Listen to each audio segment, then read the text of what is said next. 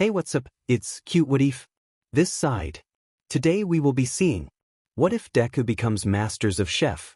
Now before we move ahead with the FIC, leave a like and subscribe to the channel for future what ifs like this. But.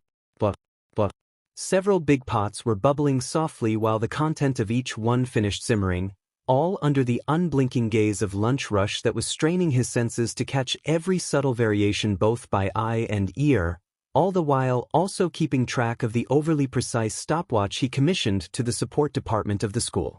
Whatever Lunch Rush heard or saw made his eyes narrow while lowering the fire of a mere fraction, and even if the change was infinitesimal, it seemed to make him happy as a soft, satisfied hum escaped his mouth. Still cooking at this hour?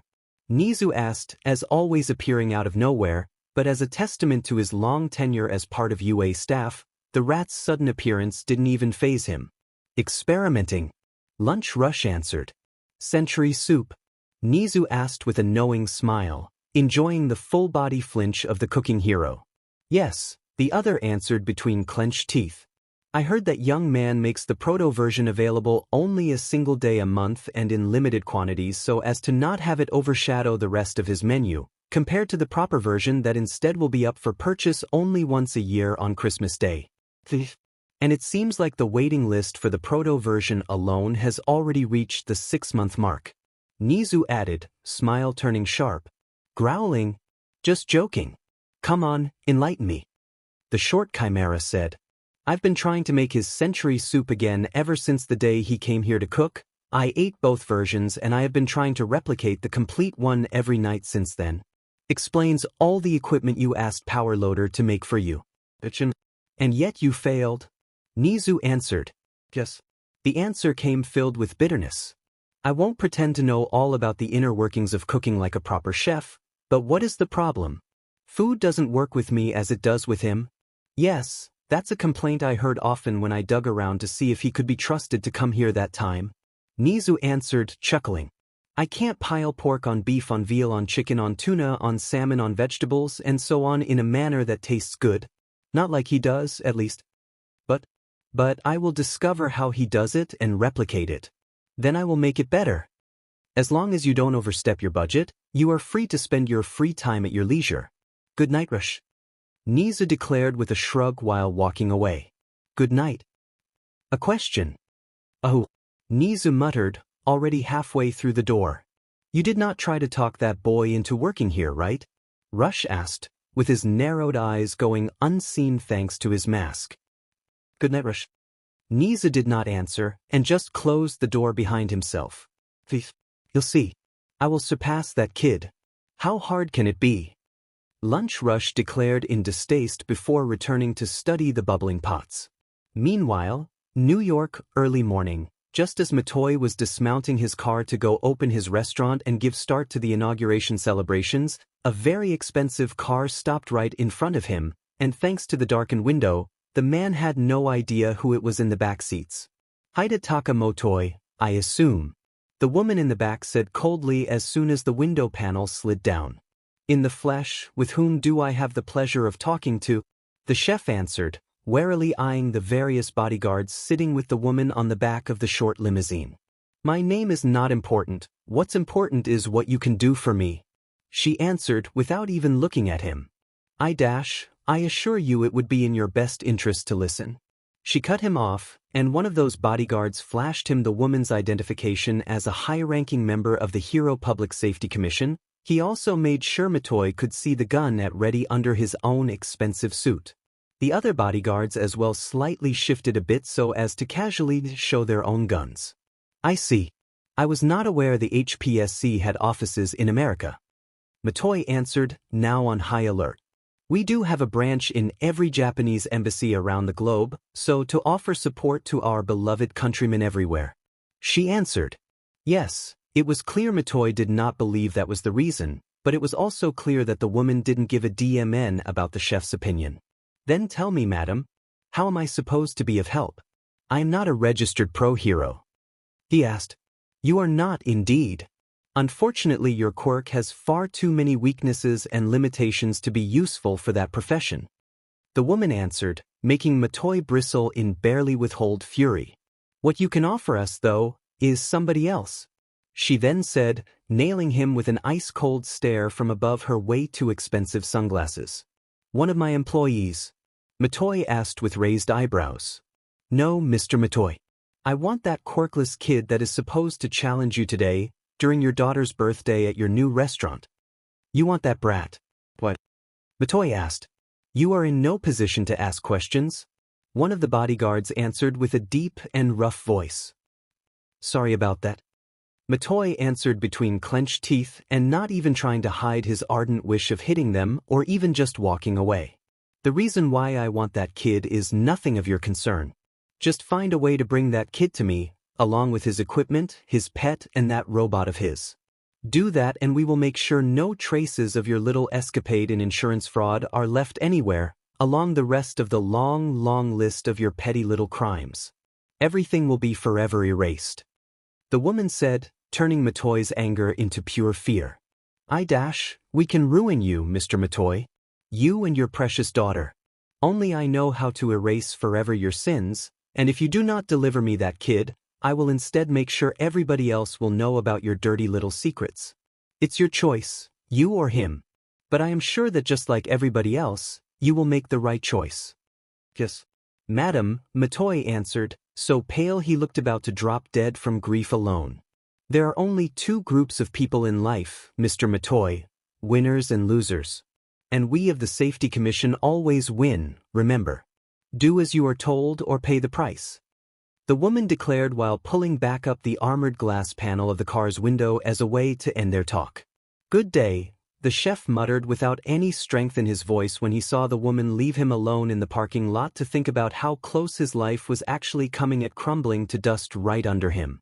With Izuku-rei's penthouse, contrary to Matoi's abysmal situation, there was a way lighter feeling in the air for Izuku's group, one filled in actual levity as Kathleen and her assistant were once again Rei's guests for breakfast, and once again without the woman's actual invitation. So you will barge in here for free breakfast every day until Iken will leave? Rei asked, huffing annoyed. Yep. Kathleen answered, between mouthfuls of breakfast. Thank you for all the autographs, Kath. Izuku, on the contrary, was way too happy to add the numerous signatures the woman brought along to his collection. Those guys and gals were even too happy to oblige as a thank you for your barbecue. They didn't mind in the slightest. She answered, I am happy they enjoyed themselves, and I am sure Momo's friends will appreciate their own autographs too, especially Culinary-san, he is a great fan of Electplant. Izuku answered, chuckling at remembering Momo's retelling of how hard the boy begged her for one once seen the hero being part of the group Izuku cooked for. He also needed to remember to tell young Tsunatori that her Aunt Cow Lady sent her best regards. He wasn't even aware the two were related, truth be told. Oh, they liked everything, no doubts about it. And it worked splendidly for you too. You got good publicity and the attention of that moron of Matoi. Today is the day, isn't it? Stars and Stripes asked. Yes, just a couple of hours, actually. The challenge will be right during lunch hour, and apparently between high-class guests, pro heroes and talent scouts of other hero agencies, as well as journalists, the place will be packed full. Izuku answered. Oh, exciting. Kathleen answered, hyped. How do you feel? Her assistant asked. Nervous, of course, but not in a way I can't manage. He answered. You sure? Reyes worried. I'll be fine, Rei, promise. I trust you. She answered, hugging him tight as a show of support. I'll record everything, and I am certain some of my friends can stream the challenge as well for others to watch. Kathleen added with a thumbs up. And knowing Dad, several drones of I-Island as well will be there. Izuku mentally added, sighing. Meanwhile, League of Villains, pub hideout. There was a somber silence in the dingy pub as Dabi watched in contempt how Himiko lay on a beanbag boneless, giggling to herself and babbling something unintelligible under her breath while looking at the ceiling. What have you done? She usually at least tries to stab people when bored. One of the new recruits, a guy wearing a full-body costume separated in black and white halves, asked in two voices, as if pretending to be two different persons. HN. She was being annoying, so I spiked her lunch BLD sack again. I just overdid the dosage. But at least she is not bothering me now. He answered, opening a discarded magazine to a marked page, probably where he had stopped reading when he'd dealt with Himiko. She is cute, too bad she just doesn't cooperate. You think she will notice if I steal a kiss? Twice asked. She will come around, eventually, or she will die trying and will make a nomu with her quirk, same results. And about the kiss, do whatever you want, just be quiet about it. For some reason Shigaraki and Kurogyari still have to return from their turn at grocery shopping, so there is some goddamn peace and quiet here and I don't want it tingy just yet. Dabi answered, sneering. We'll find. We'll be silent as a mouse. A dead mouse. Those are super quiet. Twice answered. Bah. Dabi just gave a grunt as an answer, and rolled his eyes at the two voices giggling one after the other after stealing said kiss on the cheek from the baby gurgling girl next to them. What is he? 12. The Blue Fire user thought in dismay. He really found his colleagues unbearable after all. Done. Done. Twice declared, far too happy from such a simple thing. Whatever, just sit there quietly now. But, oh F you edgelord. Twice answered, before collecting a deck of cards from behind the bar counter to, somehow, playing a couple rounds of poker by himself against his other self. Dihia. Himiko in the meantime kept talking with whatever hallucination floating in front of her eyes with words too garbled to even resemble human speech. I feel like a effing babysitter, not a villain. Dabi muttered, grimacing. Slam. The door being kicked open by a kick was sudden and was loud, enough both he and Twice almost died on the spot from a heart attack, and when both turned around they saw a clearly battered Kurogyari dragging a bloody and beaten broken naked body that they assumed was Shigaraki slumped on his shoulder. The fact that the mist man had not opened a portal inside the pub but came there on foot told Dabi that the Nomu had very likely a concussion, as that was the only situation where the thing refused to use his powers. The F happened. The F happened. And for once both Twice voices said the exact same thing. Goddammit, don't tell me. Dabi said in dismay. I lost track of Shigaraki in the mall halfway through our grocery round, and when I finally found him he was about to jump that accursed chef's girlfriend so to kill her. I didn't even see that black dog's paw attack both him and me until it was too late and we went shot out of the mall and into the underground parking lot. Kurogyari explained with a weak voice, dragging himself and Shigaraki inside using the very last shred of strength he had and then throwing the naked man on the floor while Nomu collapsed on a cushioned seat nearby. You went out for groceries 6 hours ago. I thought you two morons were just taking your sweet time. We didn't. That blasted animal kept bouncing us for 20 minutes, randomly increasing the power behind his so-called loving caresses to see how far we could go. He stopped only when we both lost consciousness and became boring to play with. I took Shigaraki here as soon as I woke up. That dog had abandoned us in the back of a filled garbage truck.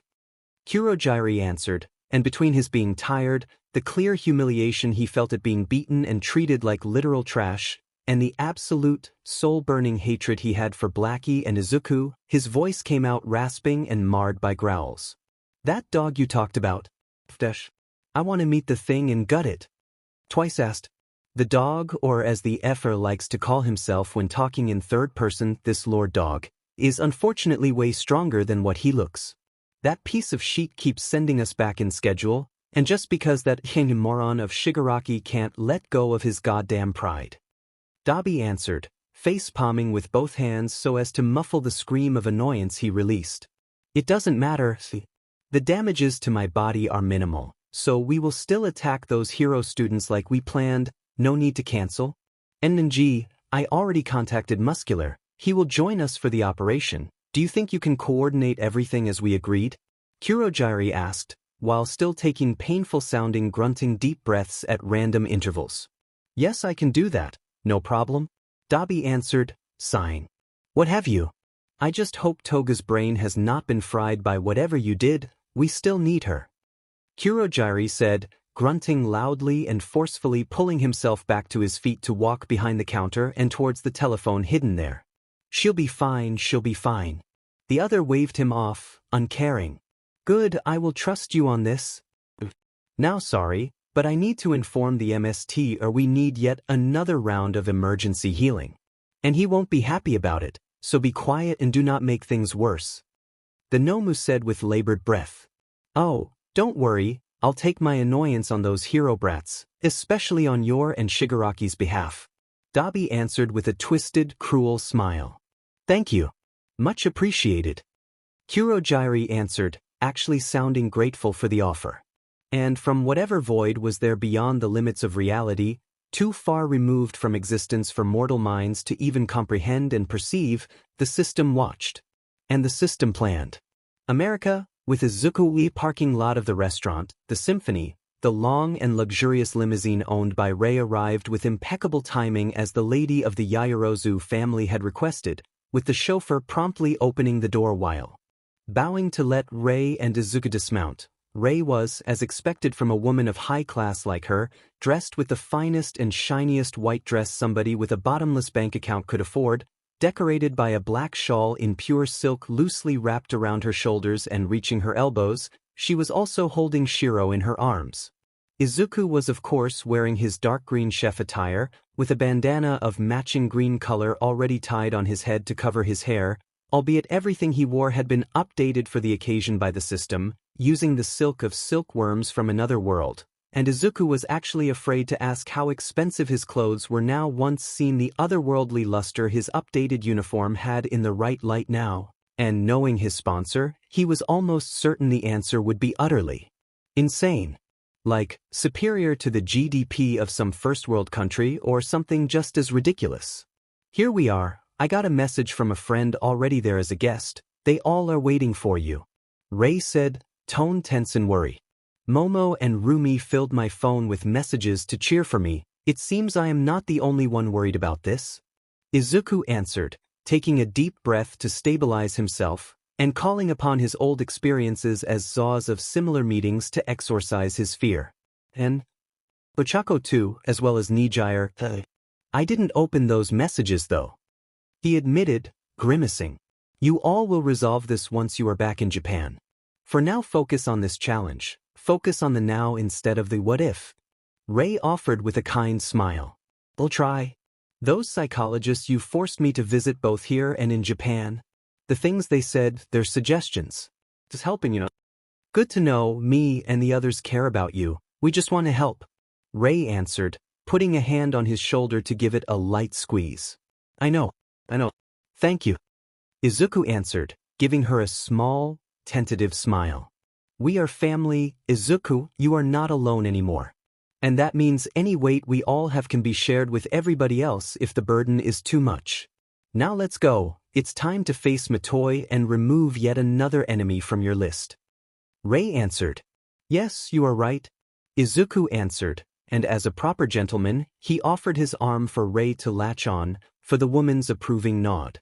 When the two entered the restaurant thanks to Whitey opening the overly decorated glass double doors for them, every eyes turned towards them, and silence fell inside the room. Even the small orchestra performing from a side of the ample room looked very close at stopping to play their instrument when they saw him arrive. Perfectly on time, as I expected from both a lady such as Madame Yaoyorozu and a proper chef like you, Mr. Midoriya. Surprisingly, it was Ego himself to welcome both inside the place, as the only one that not only was not still surprised at the idea of such a challenge happening, but actually eager to see it happen. Mr. Ego, glad to see you again. Izuku answered, shaking the man's hand. I was just trying to entertain myself while waiting for the actual main event of this dull morning, you showing me again your art. But alas, the vainglory of a pretender and his spoiled offspring was even more boring than I anticipated. If not for the knowledge that you were arriving, I would have already left. Come, I personally made sure the equipment had not been tampered with. The ingredients, on the other hand, the food critic said with a displeased frown. They refused to show me what they prepared for this little game, and that doesn't sit well with me. Ego admitted he was personally accompanying Izuku to the small workstation he will use in his challenge against Matoi, right in front of the identical one the owner of that restaurant will use. I am aware there is a very high chance he will try to cheat, I have been informed by a very helpful insider. Izuku admitted, recalling a certain phone call. Cheating even, why I am not surprised. What a foolish incompetent. What will you do? Ego asked. What any chef is supposed to do, bring honor and show respect to the ingredients, no matter what conditions they are in. I will figure out a solution, don't worry. Izuku answered. I trust your judgment, and that is not something I often do when it comes to cooking. Good luck, Chef Midoriya. Ego answered, and walked away to reach his own seat. Good morning. How are we? Ready to start this awesome cooking challenge. Mitoi's daughter, acting as host for the challenge, and wearing an eye-watering red full-body costume blatantly copying Kathleen's own as Star and Stripe, gave a way too young and cheerful scream to the audience of a challenge held in such a luxurious restaurant. As you know, both my daddy and him are expected to prepare 3 dishes and present them to the judges to, show who's best, K. So you judges need to choose and vote well, 'cause otherwise it will be cringe and totally ruin the mood, yes. So, you better not be lame and vote all professional and stuff, you dig. We want honest votes, so, be rad and do your job. Thanks. As for my beloved followers, remember to leave a like, ring the bell to stay updated about my exploits as a pro hero, and follow me on Herogram. Hashtag new hero. Hashtag kickass lady. Hashtag awesome hero princess. Hashtag daddy best food. The young half-American and half-Japanese woman said, still with an overly cheerful voice that made even Kathleen and Ray shudder. Izuku merely grimaced, especially at seeing her take a selfie to promote the event. Please forgive her, my little girl is just so excited to take her first step as a pro hero. Today is her debut, you know? And as if on cue, Mitoi himself came to the rescue of his little princess. Charming, he answered, shaking the man's hand and easily ignoring the guy's risible attempt at squeezing his hand too tight as a show of intimidation. It was annoying how many tried that tactic. It happens when you are gifted and meant for greatness. So, ready? Mitoi asked. Yes, I am. I wonder what ingredients you prepared for me since you insisted on being the one personally preparing them for the two of us. Izuku answered, eyes half-lidded in annoyance. It was to assure fairness, you know. To avoid cheating. Mitoi answered, showing a sickeningly sweet smile. Sure. I'll pretend I will believe you. He answered. Nothing personal, kid, but there's my and my daughter's future on the line. Then you shouldn't have committed enough crimes to shame a pro-villain. Izuku shot back, making the other freeze. I am well aware of all the CRB you pulled, Mitoi. You are using me to cover for those crimes, but unfortunately for you, I have no obligations to cover for you. It's time to act like an adult and face the consequences of your actions. He then said, merciless. I will bring here the ingredients we will use. Mitoi's smile was now officially dead and buried, and a furious snarl took its place. Go please. I don't want to stay here just as much as you don't want me here.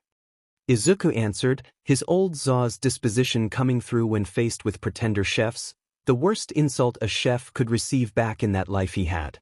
Can't wait to see you lose. Mitoi whispered in hatred as he walked away. Izuku answered, unfazed, and that almost made the other man trip in his own steps in surprise at the answer coming from a supposedly overly nice kid like him.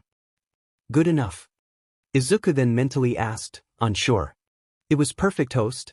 That is how you answer verbal attacks done to damage your self-esteem. The system answered. I don't really like it, though. The young chef answered.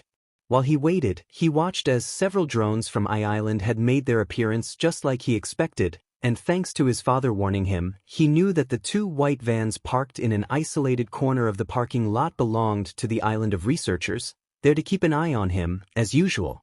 Unfortunately, any other train of thought Izuku had derailed gruesomely once he received the 4 trays of miscellaneous ingredients Mitoi in person brought and set up in front of him. It took to the young chef barely a minute to check them all and grow horrified at what he saw. Host, the ingredients have all been sabotaged. Only an average of 10% of the mass of each one of them is actually usable for cooking. The system said, confirming his own suspects. That cheater. Did he do all this on purpose to the ingredients? Izuku asked. He expected Mitoi to give him the wrong ingredients, or to ruin them a little like he had been warned about by Yamato and Ren Watanabe, but not even in his worst nightmares he expected to see ingredients being violated like that.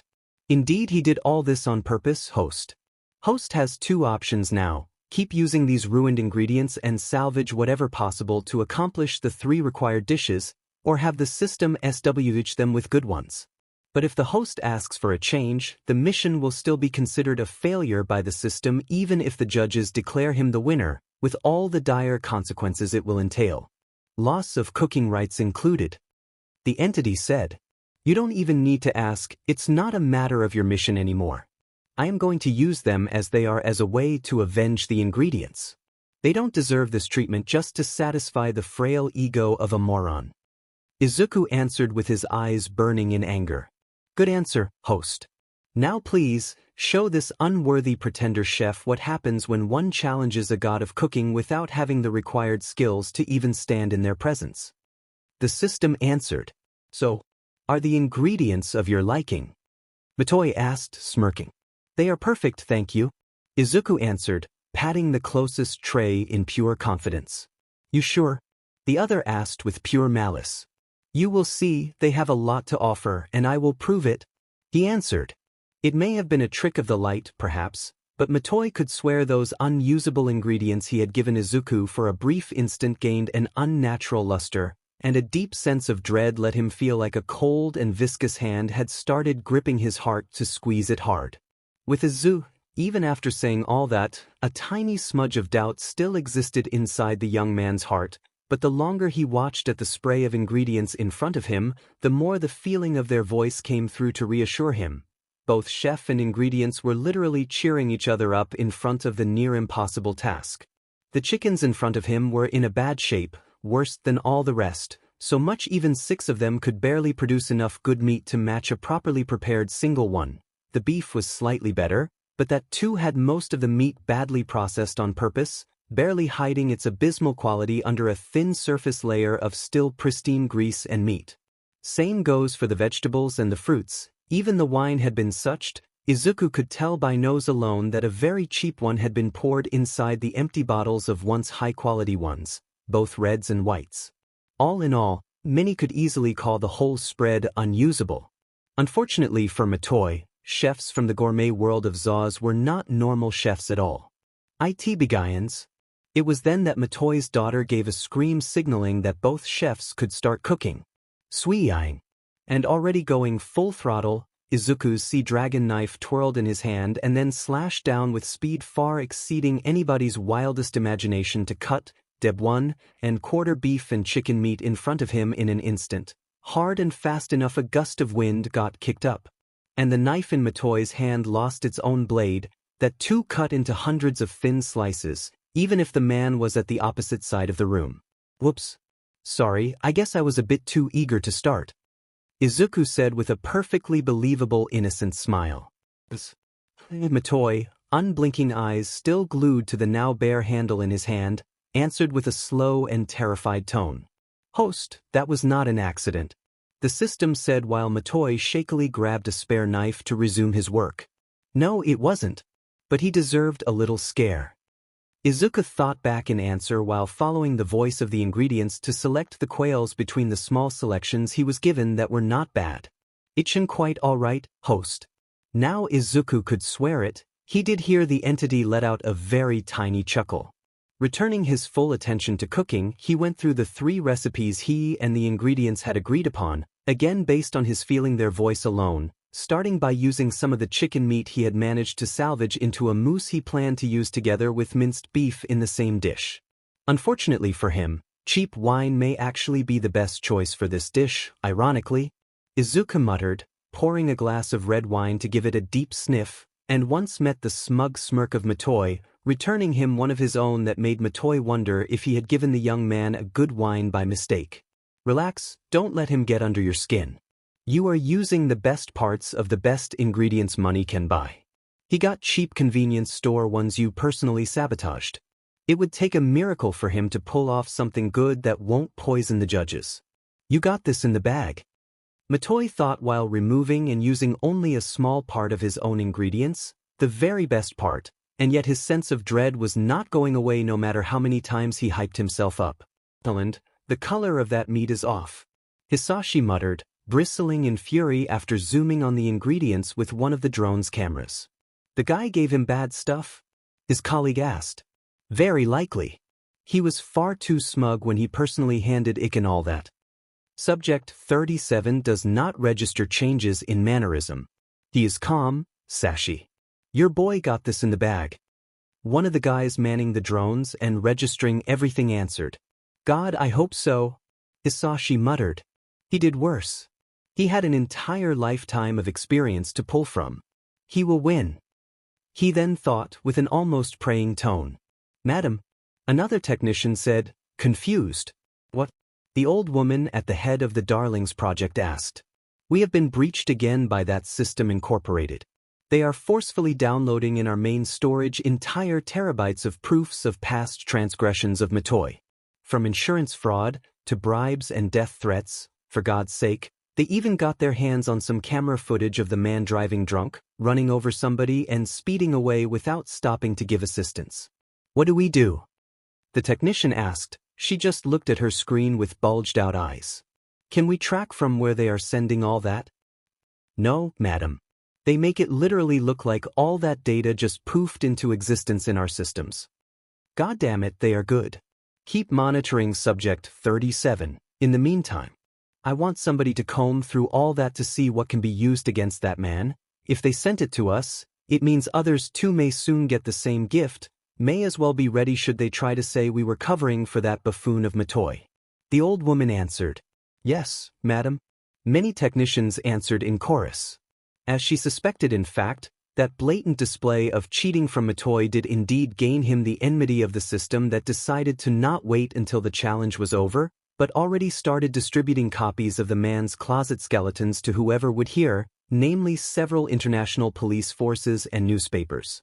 New York, restaurant The Symphony, with Izuku having noticed how once recovered the few good parts still usable of the various chickens he had been given there was still not enough meat to prepare the 2 dishes he needed, Izuku decided to improvise, and such the main component of one recipe with the quails, that he first pan-fried and then moved to the oven for some roasting. What is he doing? Matoi, showing his proficiency by managing to both follow his own cooking and Izuku, watched in curiosity as the young man set to prepare a milky risotto with whatever scraps of chicken he had, somehow, managed to recover from the ruined exemplars he had at hand, and using butter to fry some onions. When he saw Izuku mix together some sherry vinegar, a mixture of honey and granulated sugar and red wine together with some Madeira wine his blasted robot shamelessly borrowed from Matoi's cabinets, he started to have an inkling. Oyakodon. With quails. Oh. He muttered, confused. Focus on cooking your own dishes, Matoi-san. Your future will depend on the result of this challenge. Remember. Izuku had seemingly noticed his staring, because after putting some quail eggs to boil, he nailed the man with a side glance that held nothing but absolute contempt. The man only answered with a snarl and a near-animal growl. Outside the restaurant, parking lot, so? The woman in an expensive trailer asked. Can't answer, MDM, I am not exactly good at cooking. Her bodyguard, and the one actually holding for her the laptop showing the live stream of the cooking challenge, answered. You are completely useless. She spat in answer, conveniently forgetting she herself could be said to be unable to even just boil an egg. That kid seems to know what he is doing though. Looking at Matoi instead, he seems nervous. Another bodyguard said, Be ready to recover the kid ourselves, then.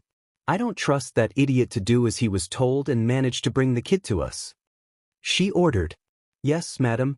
Not one of them could imagine that Shiro happened to see and listen to them even through the obscured glasses of their armored limo, from his place in Rei's arms in the crowd observing Izuku's challenge inside the restaurant from the first row. It seems like this esteemed Tautai found his snack for the evening. The small creature thought to himself, and then focusing once more on his partner's current battle, far more interesting to the Tautai than some no-name nobodies plotting from the shadows. Returning to Izuku, while quails and risotto kept cooking, the young man was also taking care of a second dish. First the duxelle, he muttered, sautéing diced mushrooms and mushroom stems, onions, and herbs into a paste till nearly all the liquid was gone, reducing the aroma and intensifying the flavor to its absolute limit. Still under the curious side looks of Matoi, For Izuku next came the preparation of a chicken mousse, made using some of the scarce tender chicken BRT he had, some fresh cream and the duxelle. Everything went mixed first by hand, then in a blender. I will add some stiffly beaten egg whites to the mousse too, to enhance the texture, the young chef muttered. As the beef finished cooking, the very cheap red wine was reduced as much as Izuku could so as to extract and refine the flavor, so to combine it together with a demi-glace he was preparing at the same time.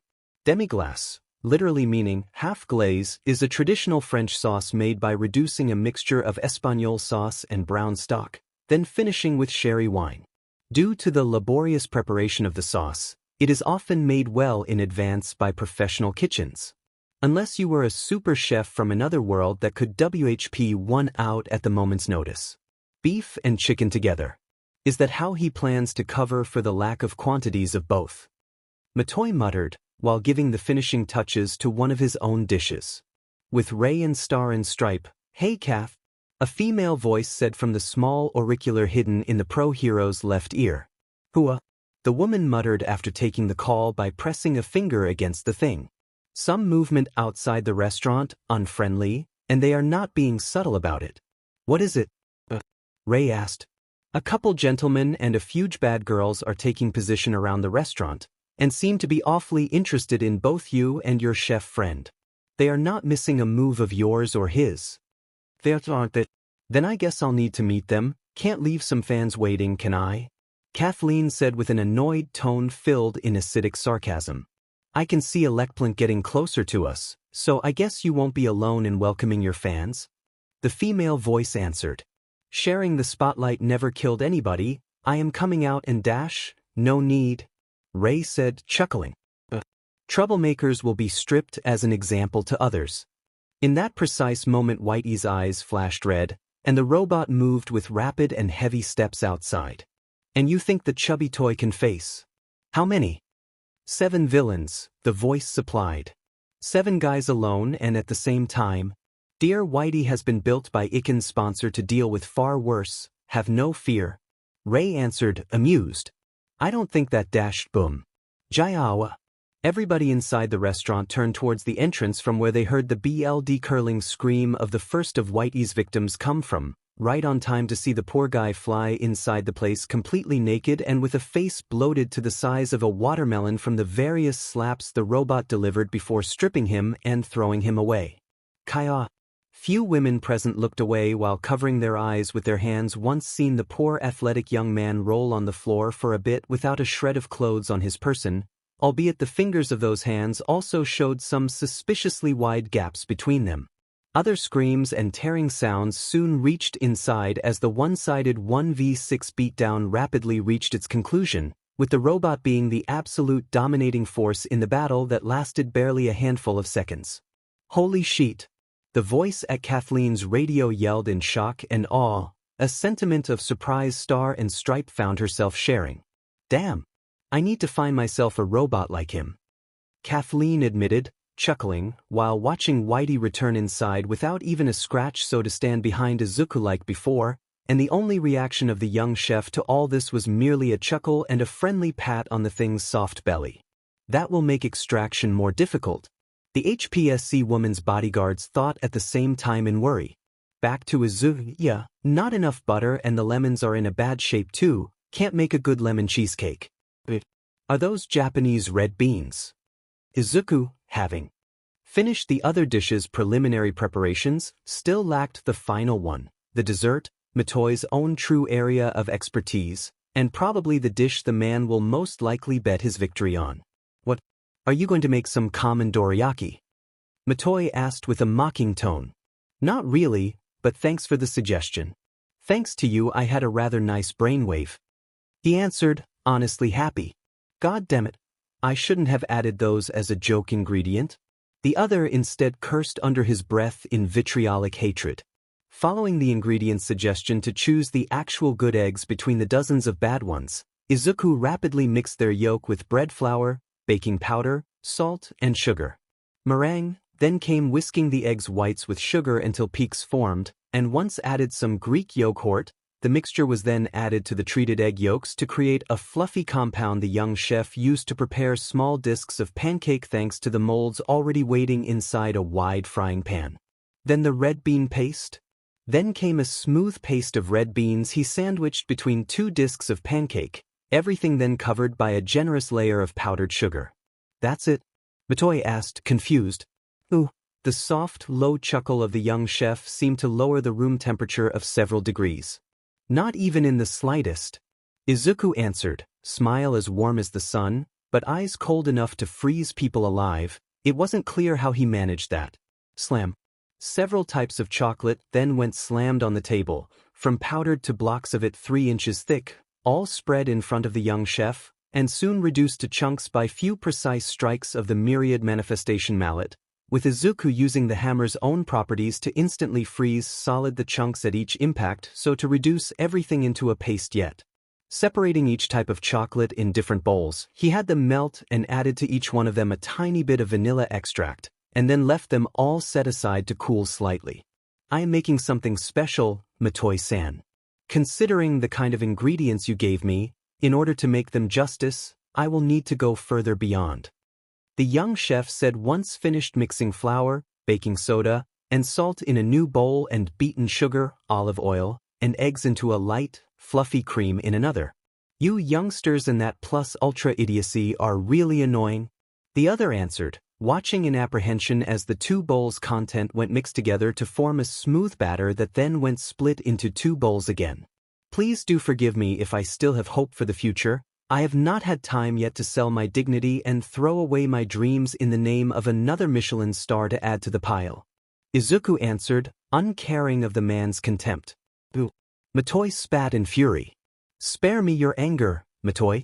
You and your friends are in the wrong, and if I will have to crush you all to finally have some peace and quiet in my life, so be it. The young man answered, and even with tons of anger in his voice, his hands showed loving care while folding the different kinds of chocolate. Surprisingly, that outburst seemed to finally silence Mitoi, long enough both he and Izuku could finish cooking. Dryayithian. When the timer of the challenge finally reached the 0, a loud ring echoed in the entire restaurant, and as a proof of fair play, both Izuku and Mitoi lifted both hands to show they were not continuing to cook after the time ran out. Time's up, either you finish your plating or not. Please deliver your dishes to the judges.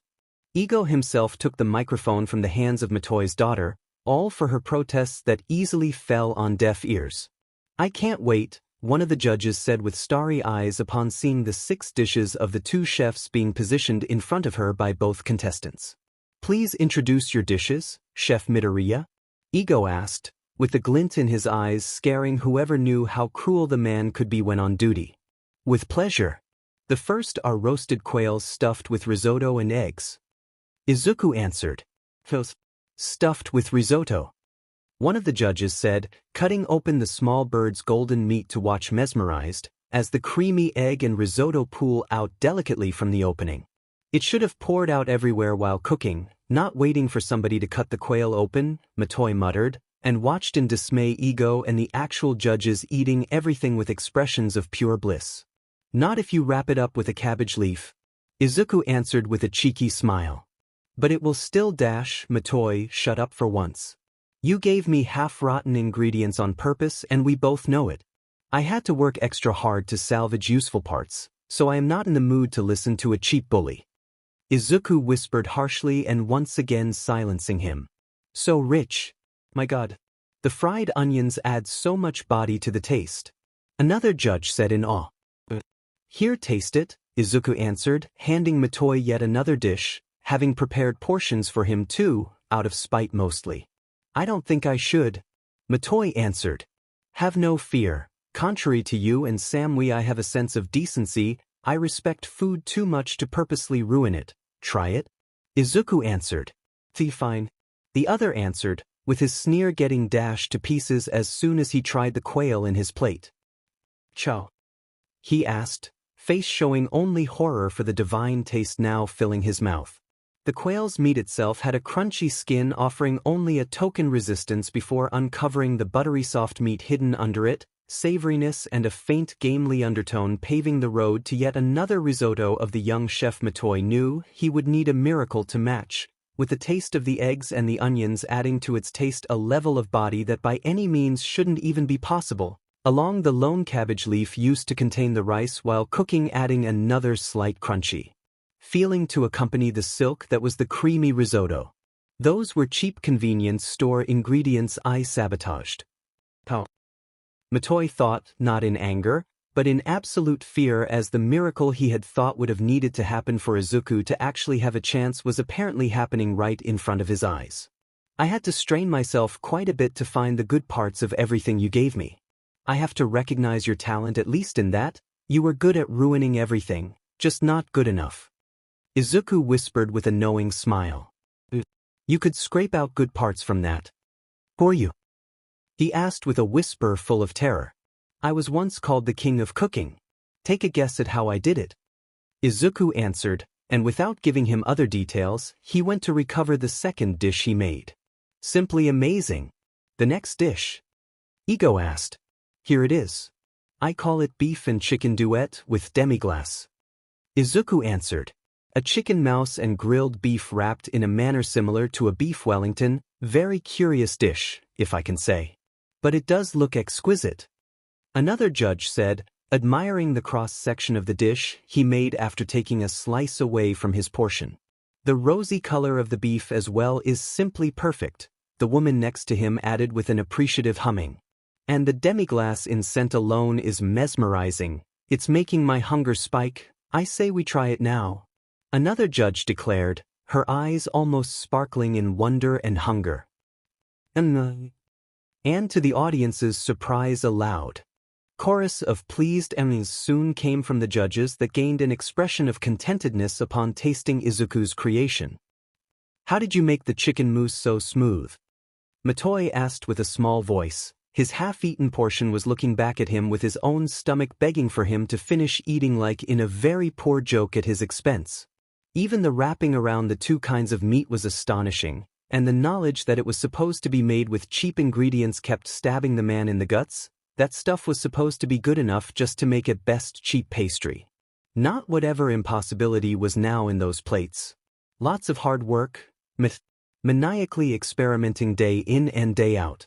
I spent months trying every variation I could think of to create new versions of existing recipes so as to give them my own personal twists, and all that experience never failed to help me, even now.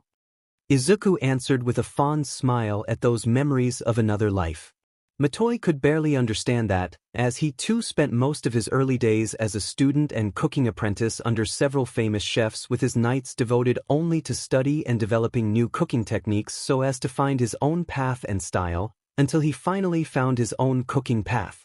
Problem was that Izuku was technically still a teen, the same age Matoi was when he was still deep into his own studies. Somebody that young couldn't be that good unless one was reading a cooking-oriented shonen. His age and experience were not matching. Who did you put us against, Samui? What have you done? The man thought in dread while looking at the young man standing next to him. Draco Dormiens nunquam titilandus, Matoi. Never tickle a sleeping dragon. Izuku said, as if reading the man's thoughts. We didn't tickle a dragon, we didn't well poked one in the eye, the other muttered, looking miserable. Pretty much. Izuku answered, shrugging. A perfect balance of beef and chicken, Mr. Midoriya. This creation of yours is simply marvelous. The head judge said. Thank you, sir. And now, we only need to try your last dish before moving to taste the ones made by Mr. Matoi. Of course, sir. Here is my dessert, the princess and the pauper. A checkered chocolate cake with 4 different kinds of chocolate from 15% to 75% and a red bean confiture, and a dorayaki-inspired pancake cake with red bean paste filling. He answered, smiling gently. In case somebody missed the meaning behind the name, the original story is about a princess switching places with a peasant that happened to look exactly like her so that both could try living the other's life for a day. The red bean paste and confiture represent both princess and pauper. He then said, looking at Matoi with a more cheeky smirk. I got the reference, I am not an idiot, thank you. Matoi answered between clenched teeth. So fluffy. One of the female judges gushed like an excited kid. She had started with the more simple pancake cake, even holding a hand on her cheek like a young girl would. Look at the checkered inside. Such perfect lines. And the pattern of squares of chocolate and red bean confiture is just so precise it seems made by a 3D printer, not human hands. A male judge said instead, studying each square of the cake and growing amazed by the precision. As I had warned you about, Monsieur Matoi, you were about to bite off more than you could chew with this challenge. You definitely had more pressing matters than worrying about my own review of this restaurant of yours. Ego said, showing the same cruel smirk many of his victims came to dread. You knew, Matoi said. You mean if I knew he would have come here to challenge you today of all days? After all, I was the one to suggest it. Why, I never liked your so-called style, all gleam and no substance, all show and no experience. That is what never took you beyond a passable 8 out of 10 in my many reviews. Your food is merely good and pretty to look at, but nothing else remains of the experience. In fact, if I had to recall a single dish I ate that you made, even I wouldn't be able to tell which one I ate when they all would just blur together as a mere good lunch or good dinner. The critic answered, cruel just the way he liked. And the kid? I believe I will remember the taste and presentation of that plate of fire-filled carp dragon soup to my dying day. Does this answer your question? The other answered with a tone of mockery. I am glad you liked it. Menghausen took great pride in that dish, so I am happy I could make it justice. Izuku added, smiling happily at the praise. You, Matoi was clearly furious, to the point of insanity. Come on, Daddy. You can totally still win. Like you are the sheet. The Goadash, his daughter said. Can you talk like a normal human for once? He snapped. Daddy, the young woman said, shocked by the furious anger. Screw the challenge. Screw the deal. And screw you. Matoi roared, storming off towards his personal office in the back of the restaurant. What happened? Ray asked, looking lost. That moron has just admitted defeat, deep inside at least. Kathleen answered, looking with narrowed eyes as the man was apparently destroying his small office, going by the sound of furniture being smashed to pieces that could be faintly heard. His beef Wellington is dim and good, but the smoothness of the chicken mousse just adds that certain something to Mr. Midoriya's dish that just pushes the dish taste farther. The head judge admitted, uneasy. Same with the quails. Mr. Matoi's blue swimmer lobster risotto is definitely one of the best I have ever eaten, but that quail meat and the fried onions, the meat is just so tender and buttery. Another said, so you would have chosen Mr. Midoriya as a winner had Matoi not thrown his little tantrum? Ego asked. The 5 judges looked down in shame, faces red and frowning, all for the audience's confusion. Matoi paid you to vote for him, didn't he? Ray asked, sneering, and the visible flinching those 5 people went through was all the answer everybody else needed. Not one of them had the strength to either confirm or deny that, even lifting their heads to meet everybody's disappointed eyes seemed impossible now for them. Figures, Izuku said, shaking his head in sadness. Completely shameful, not just the cheating, but the foolish lack of trust in his own abilities that had that idiot cheat in so many different ways. Ego answered, face palming in disbelief. My daddy is the best. HG doesn't need to cheat. The man's daughter tried saying, horrified. Apparently he does, kiddo. Kathleen answered, shaking her head and nearing Izuku. And I think that even had he not gone through all the trouble to set up his farce, Matoi would have lost all the same, lil bro. I know this, you know this, and Matoi knows this. So, don't feel sad, he did this to himself. Kathleen then said, grabbing both Izuku's shoulders to show him a wide, proud smile. Thank you, Star. Izuku answered. Isn't that right? Or you still want that bribe he promised you and lie so blatantly to our faces? She then asked the judges, who did the impossible and had their faces turn even redder. All in favor of voting for Midoriya's victory. The head judge asked with a weak, whimper-like whisper of voice. The others answered in chorus. The system finds this vote inconsequential in front of the system's own evaluation of the dishes, but the system knows host Izuku deserves the recognition of those fools as well. Small matters aside, the system congratulates the host for winning yet another challenge. The promised prize for the success of this mission will be delivered upon the host's return to his restaurant. The system declared with a short victory jingle that made Izuku chuckle. It's over. Finally, the young man muttered with a sigh of relief. Another name down, he is almost done. Ray as well exhaled in relief. Midoriya. It was then that Matoi made his return with a loaded gun in one hand, his phone with a message from Samui telling him his life was over, and complete madness shining in his eyes. Kaya! Many screamed in fear and threw themselves on the ground in fear of the armed madman. Drop your gun, Matoi, Kathleen ordered, moving to stand between Izuku and him to protect the young man. Shut the F up. He ruined my life. If I have to go down, he will go down with me. Matoi shrieked with wide, bloodshot eyes. That gun's handle was faintly smoking due to the man being so out of it to even lose control of his quirk. Troublemaker. Whitey once again showed speed unfitting of his bulk as he flash-stepped in front of Matoi, grabbed the man's gun and hand in a grip so strong both were mercilessly crushed into a pulp, and lifted him by the neck with his other big hand. Killing intent towards the host detected. Stop at once or you will be terminated. The robot, now with his eyes flashing purple, ordered. No. Matoi answered, grabbing the robot's face with his other hand to try and burn it off, and growing scared at feeling his quirk having no effect on the robot. Whitey. Izuku ordered immediately. Termination cancelled by host's order. You shall be stripped as an example to others. The robot sucked into red eyes, tearing off every shred of clothing away from Matoi's body.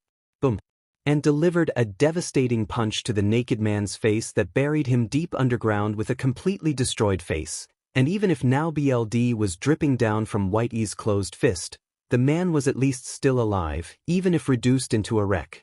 Good God, this was supposed to be just a DMN cooking challenge. Kathleen muttered with a groan. I know, but this sort of thing just keeps happening. Izuku answered, looking ready to start crying. It's okay, lil bro. You relax now, this has officially become a job for pro heroes. I'll take care of cleaning this mess up, then we'll have a small celebratory dinner party at my agency, okay? Kathleen offered with a friendly smile. Sure. He answered with a small smile. Good. The next day, airport, there was a very thick air of sadness as Kathleen, in civilian alter ego, and her assistant accompanied Izuku and Rei to the airport, so to give the last goodbye to both before the Yaoyorozu family's personal jet brought them back to Japan. So, it's time for you to leave already? Kathleen asked with sad puppy eyes. I have a restaurant to return to. I can't leave it behind. Izuku answered, and grunting a little when the pro hero hugged him super hard. You sure I can't bribe you into remaining here? I assure you there won't be a lack of customers. She said with a childish pout. And the small group tried valiantly to ignore various American pro heroes blatantly watching them from afar with various degrees of sadness on their faces. Awoo, with Super Soldato whining loudly with his wolf ears pinned down. Nothing says you cannot come to visit me in Japan. Izuku tried saying. I might actually do that, lil bro, so just keep a table free for me, Kay? Kathleen asked. Of course. Izuku answered, finally returning the hug with gusto. Good. Kathleen. He finally asked. Yes. You really meant it last night, when you said I could have been a good hero. Izuku asked with a soft voice. You would have needed to work super hard, but you could have had the same chances as anybody else. Probably you wouldn't have become a legendary hero without a quirk, but you still would have been a very good one. Kathleen answered, ruffling his hair. Thank you, Kath. I have left a present in your agency this morning before we left. I hope you don't mind. Izuku answered, with his eyes very cloudy from his tears. Thank you, bro. Now go, before some Japanese heroes really start thinking we are trying to steal you from them. Kathleen's assistant said, she too with a sad smile. Thank you for everything, Ray said. Thank you for not minding all the free breakfast I had. Kathleen answered, laughing. I did mind. Ray answered, joking, laughing just as loud. Having bid their final goodbye to their new friends, Kathleen and her assistant returned to the Star and Stripes agency to find a big box waiting for them on one of the tables of the cafeteria, and on top of it, a letter from Izuku. There it is. I wonder what he left for us. The pro-hero's assistant said with a wide smile. There is a letter, let's see what our friend has to say. Kathleen said, reading the short missive aloud. Miss Kathleen, the letter said. I thank you for all the help you gave me and for the encouragement about me being hero material when even All Might said I did not have what it takes.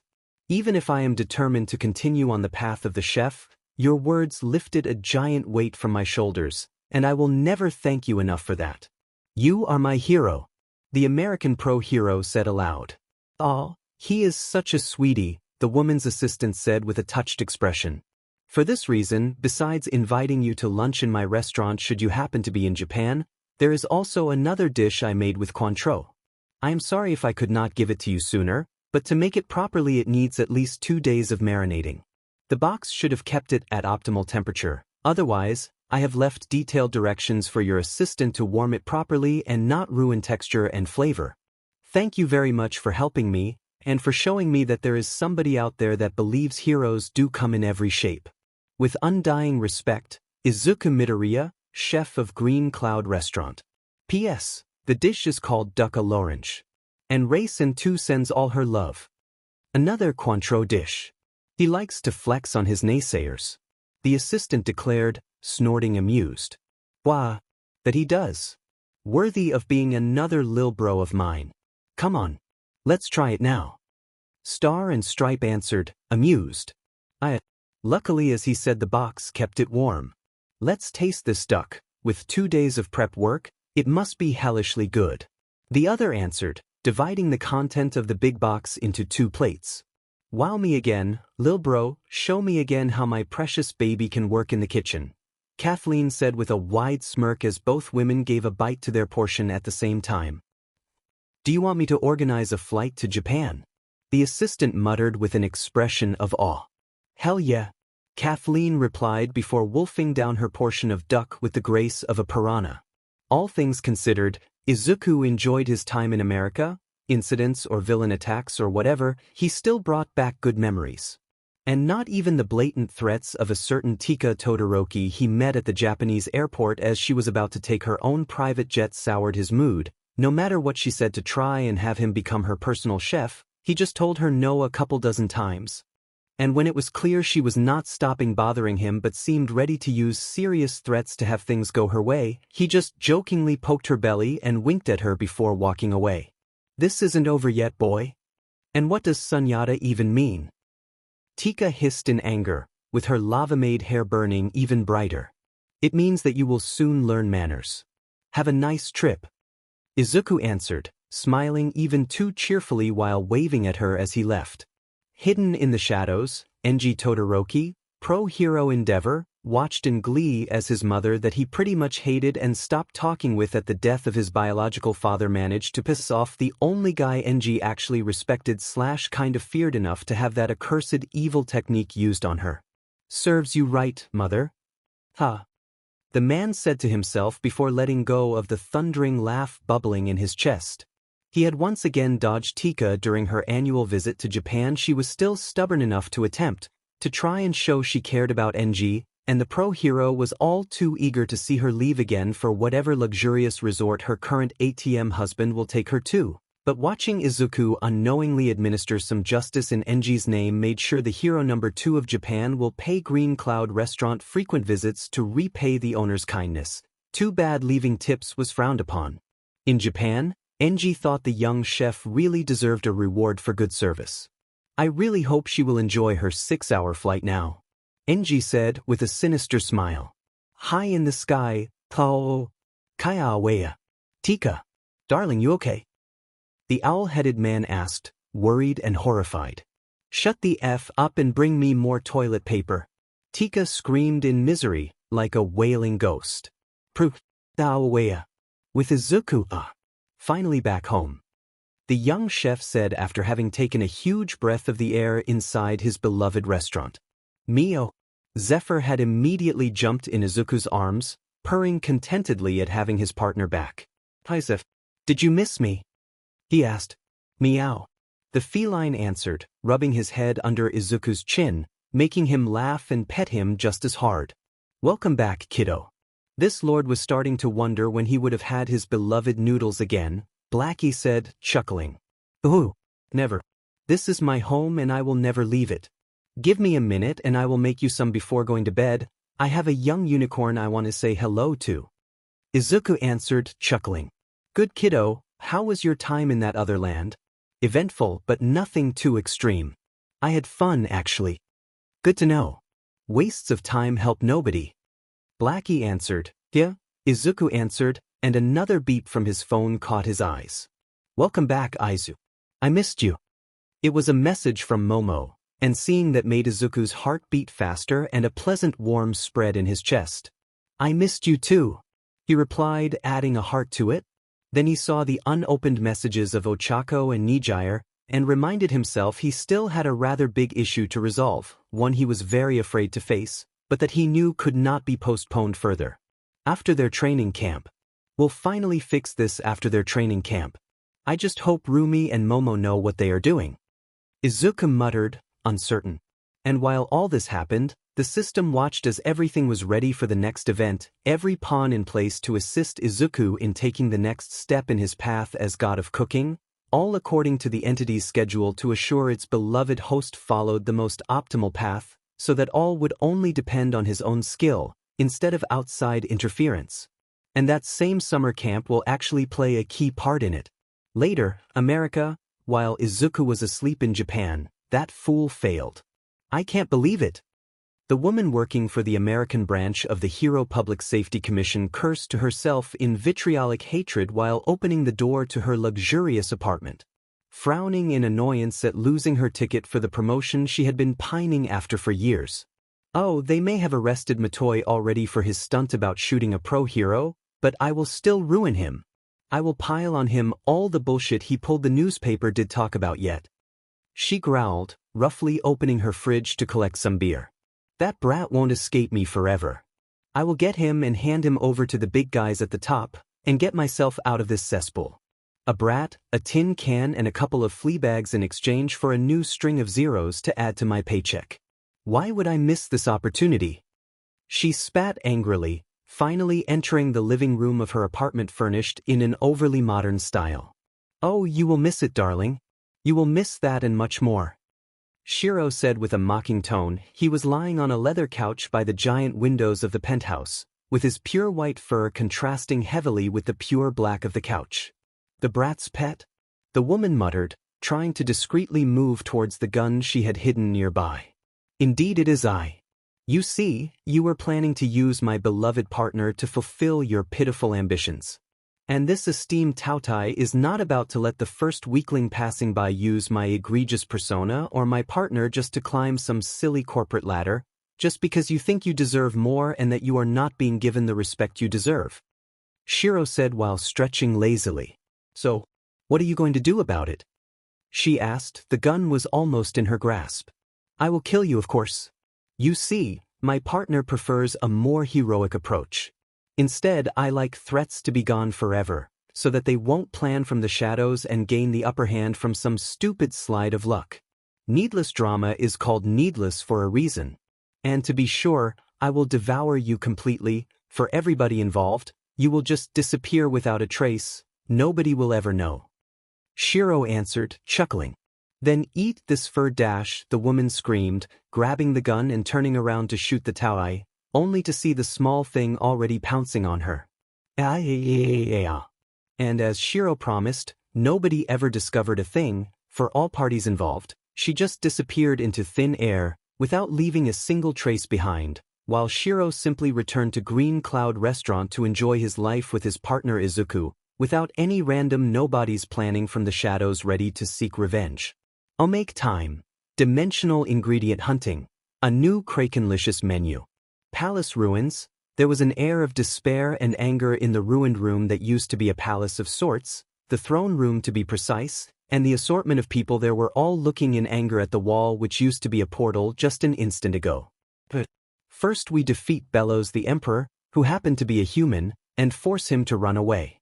Then we go on with our lives until we fought him again, saw the guy die. Then later we discover that the Emperor was not dead as we thought, but hiding in the shadows to organize his revenge through all the messes we had to get through until now, one of which almost killed Hunter and Flapjack, and now that we defeated him again after several battles between him and us, and in a way that took away his new monstrous powers and turned him back into being a normal human, he escaped to the human realm with a one-way portal nobody knew about. Right? The only human of the group said, with a tone warning them that she was very close at having a nervous breakdown. Yes, Luce. That's pretty much it. The girl's girlfriend said, sighing and gently rubbing her back. What the frick? The other shrieked. Yeah, girl, that's pretty stressful. Ida answered, shrugging.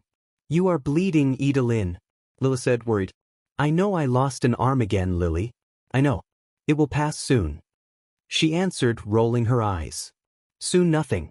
Let me fix those bandages, they are far too loose. It was a rush job to dash, hush. The fact remains we need to chase him. Hunter said. How? We don't have another portal. Unless we try asking the collector for one. Willow answered. Oh. We are not doing that. King is barely enough to keep him entertained to keep him out of the way. We are not giving that psychotic and overpowered child something else to focus on now that we miraculously defused him. We just need to find Bellows before things escalate in a way that everything becomes some final fight for the sake of the world. Ida yelled. Then what? Amity asked. We need to follow him. Even as a human he may still be a threat. Luz answered. Yes, but how? You can't just punch a hole and reel it -bo. As if to answer Gus, a pure white tear in reality opened to let something flying out at impossible speed, thanks to a big robotic hand punching forward through the same hole in time and space, and whatever the thing had punched, it slammed against the wall at the opposite side of the room so hard the bullet remained stuck into it like some ugly piece of modern art. Troublemaker dealt with? Whitey declared while walking through the portal with heavy steps. Okay, that thing can punch a hole in reality instead. The poor boy added with a weak chuckle. And as soon as Izuku as well walked out of the portal Shiro opened for the group, in a magical school nearby every member of the Seer Coven started screaming in horror mid-lesson as they all unwillingly had a vision of him and the system's arrival, and got harshly punished for their peeping by the entity itself with a blinding headache and the madness-inducing shattered vision of an indescribable eldritch being looking back at them with infinite beastly eyes and harshly punishing their blasphemous curiosity. There we go, this should be the place.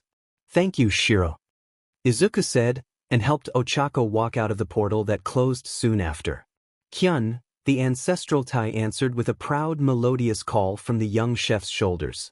Sure, getting attacked by a robed weirdo as soon as we arrived is not a good start. Ochako answered.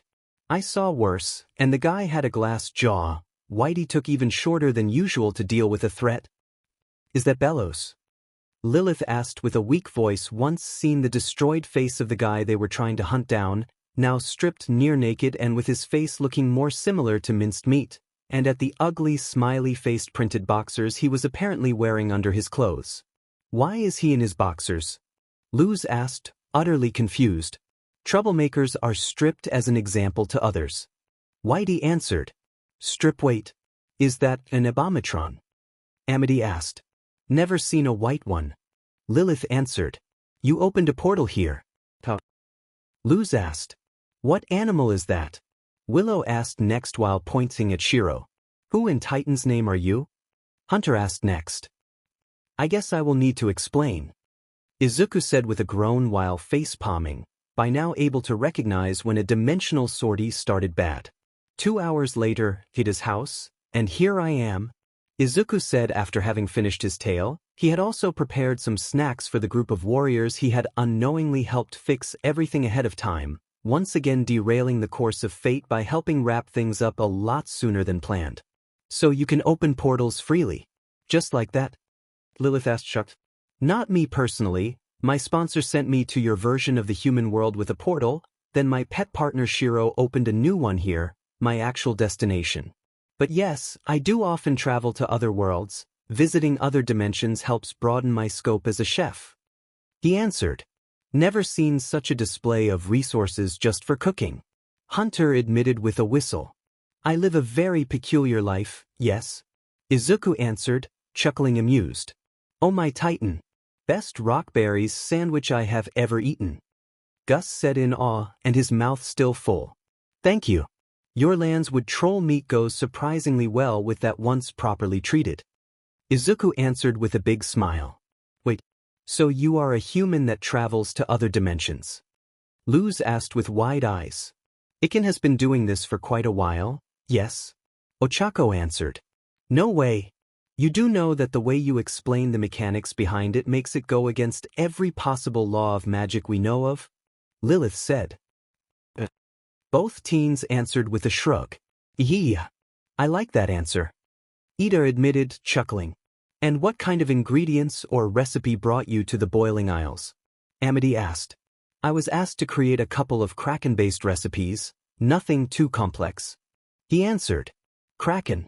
That's a fancy ingredient. Gus said with a whistle. And hard to come by. You can usually only find parts of baby Kraken in the market, and they all are insanely expensive. Willow added, worried. Adult Krakens taste bad. Izuku asked. Nope, they do taste very good, or so I am told, it's just a suicide to hunt one. Amity answered. Oh, but you did hunt one already. Ochako said. Yes I did, but I guess I do need a suitable partner for the ones I captured alive to breed a new species to use as an ingredient. Soon the younglings will be old enough for breeding, and this world's version of the Kraken is probably the best choice for that, a compatible species. Izuku answered. Just be careful, she said, always, Aken. He answered with a reassuring smile. Hello. You heard that? It's dangerous to hunt Krakens. Luz said aloud. I know what I am doing, don't worry. Izuku answered. No you don't. Lilith answered, appalled. We agree to disagree then, the chef said, chuckling. Any idea where we can start looking for one? Ochako asked. Not many, unless you plan to go fishing in what they jokingly call the Sea of Nightmares. Not many places are accessible enough for a guy to privately go hunting for Krakens. Every other place is owned by fishing companies. Ida answered, laughing. Sea of Nightmares it is then. I don't have time to waddle through legal red tape. Izuku answered with a scrunched nose and walked towards the door. Hopefully it won't be that bad. Ochako added, sighing. Are you two insane? The others yelled, and several circles and glyphs were drawn to magically seal the door shut. No, I am just a chef on a mission. Shirokuen, please. Izuku answered, only to look at the sealed door with a raised eyebrow. The weaklings. The Tai answered, shocking the others by quite simply tearing the blockade apart like paper with a playful paw pat of his. Thank you, Shiro. Well, see you tomorrow. Your school is called Hexside, yes.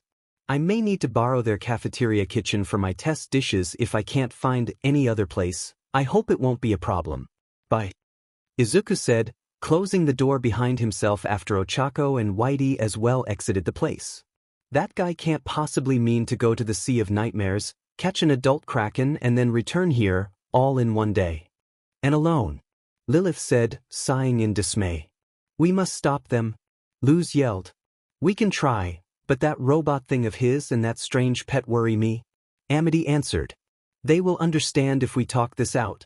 Willow added, frantic. Ida. You are awfully quiet. Hunter said. The woman just drew a circle in the air, and a small wooden owl head appeared from the floor. How? Lilith shrieked. My magic is back, Ida answered, looking at that wooden owl head with uncertainty. Wah. Rain gurgled out while mid-choking on his sandwich. Ow. Nothing in this world can return magic to a witch that lost it. Lilith screeched, unable to comprehend the impossibility she was witnessing. Who cares? I'm back, baby.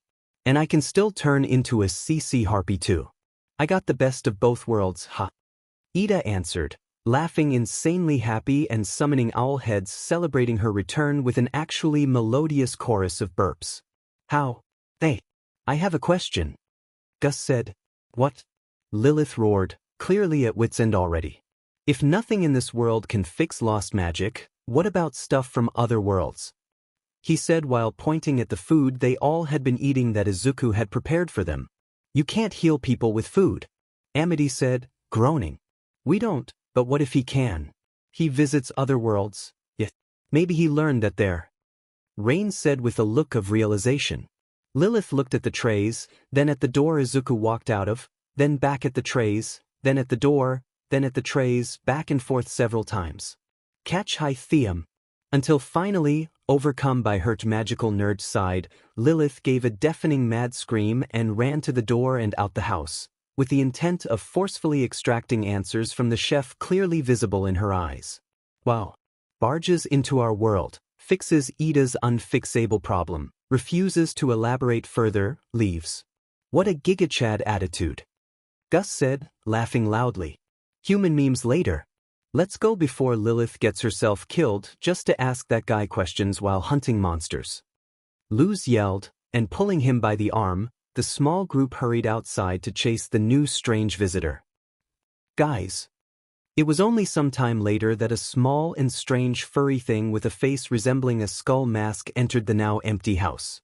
Collector kicked me out and re-sealed himself back in his place. He kept crying and screaming about ancient ones coming to eat him again and wanted to stay alone. King said. So? He asked again, confused. The next day, Hex side school, I can't believe we lost him. Luz said. He can move fast, that's for sure.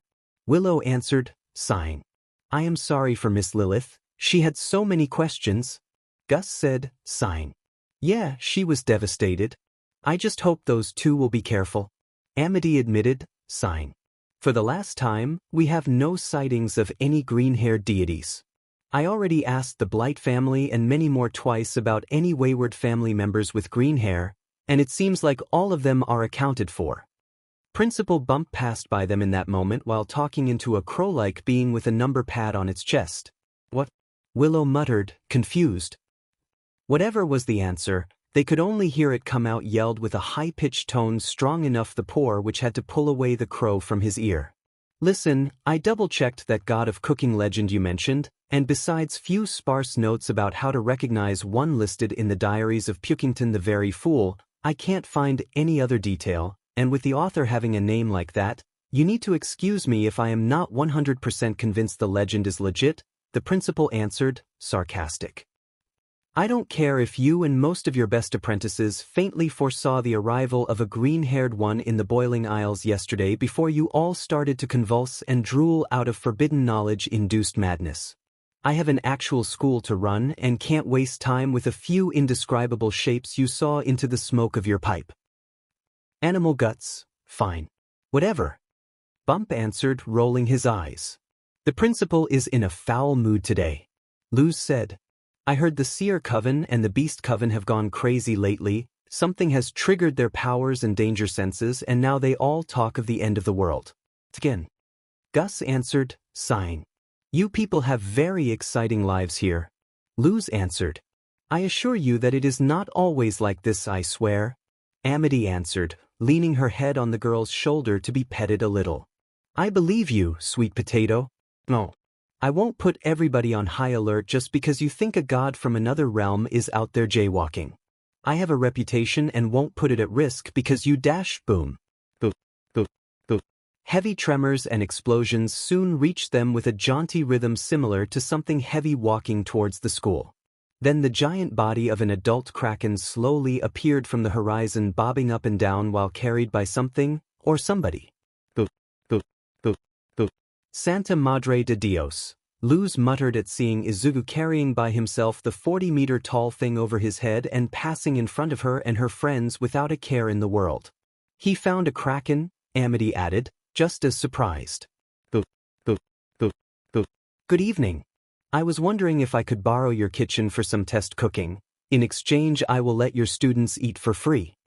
Izuku asked, with each step of his sounding like a terrible explosion and causing small earthquakes while his feet sunk into the terrain of a couple inches at every step. I'll call you later. Bump said to the crow with a squeaky voice. I know it's sudden, but nobody else wants to let us borrow their kitchen and we really need one. Bachako said, sheepish. This way.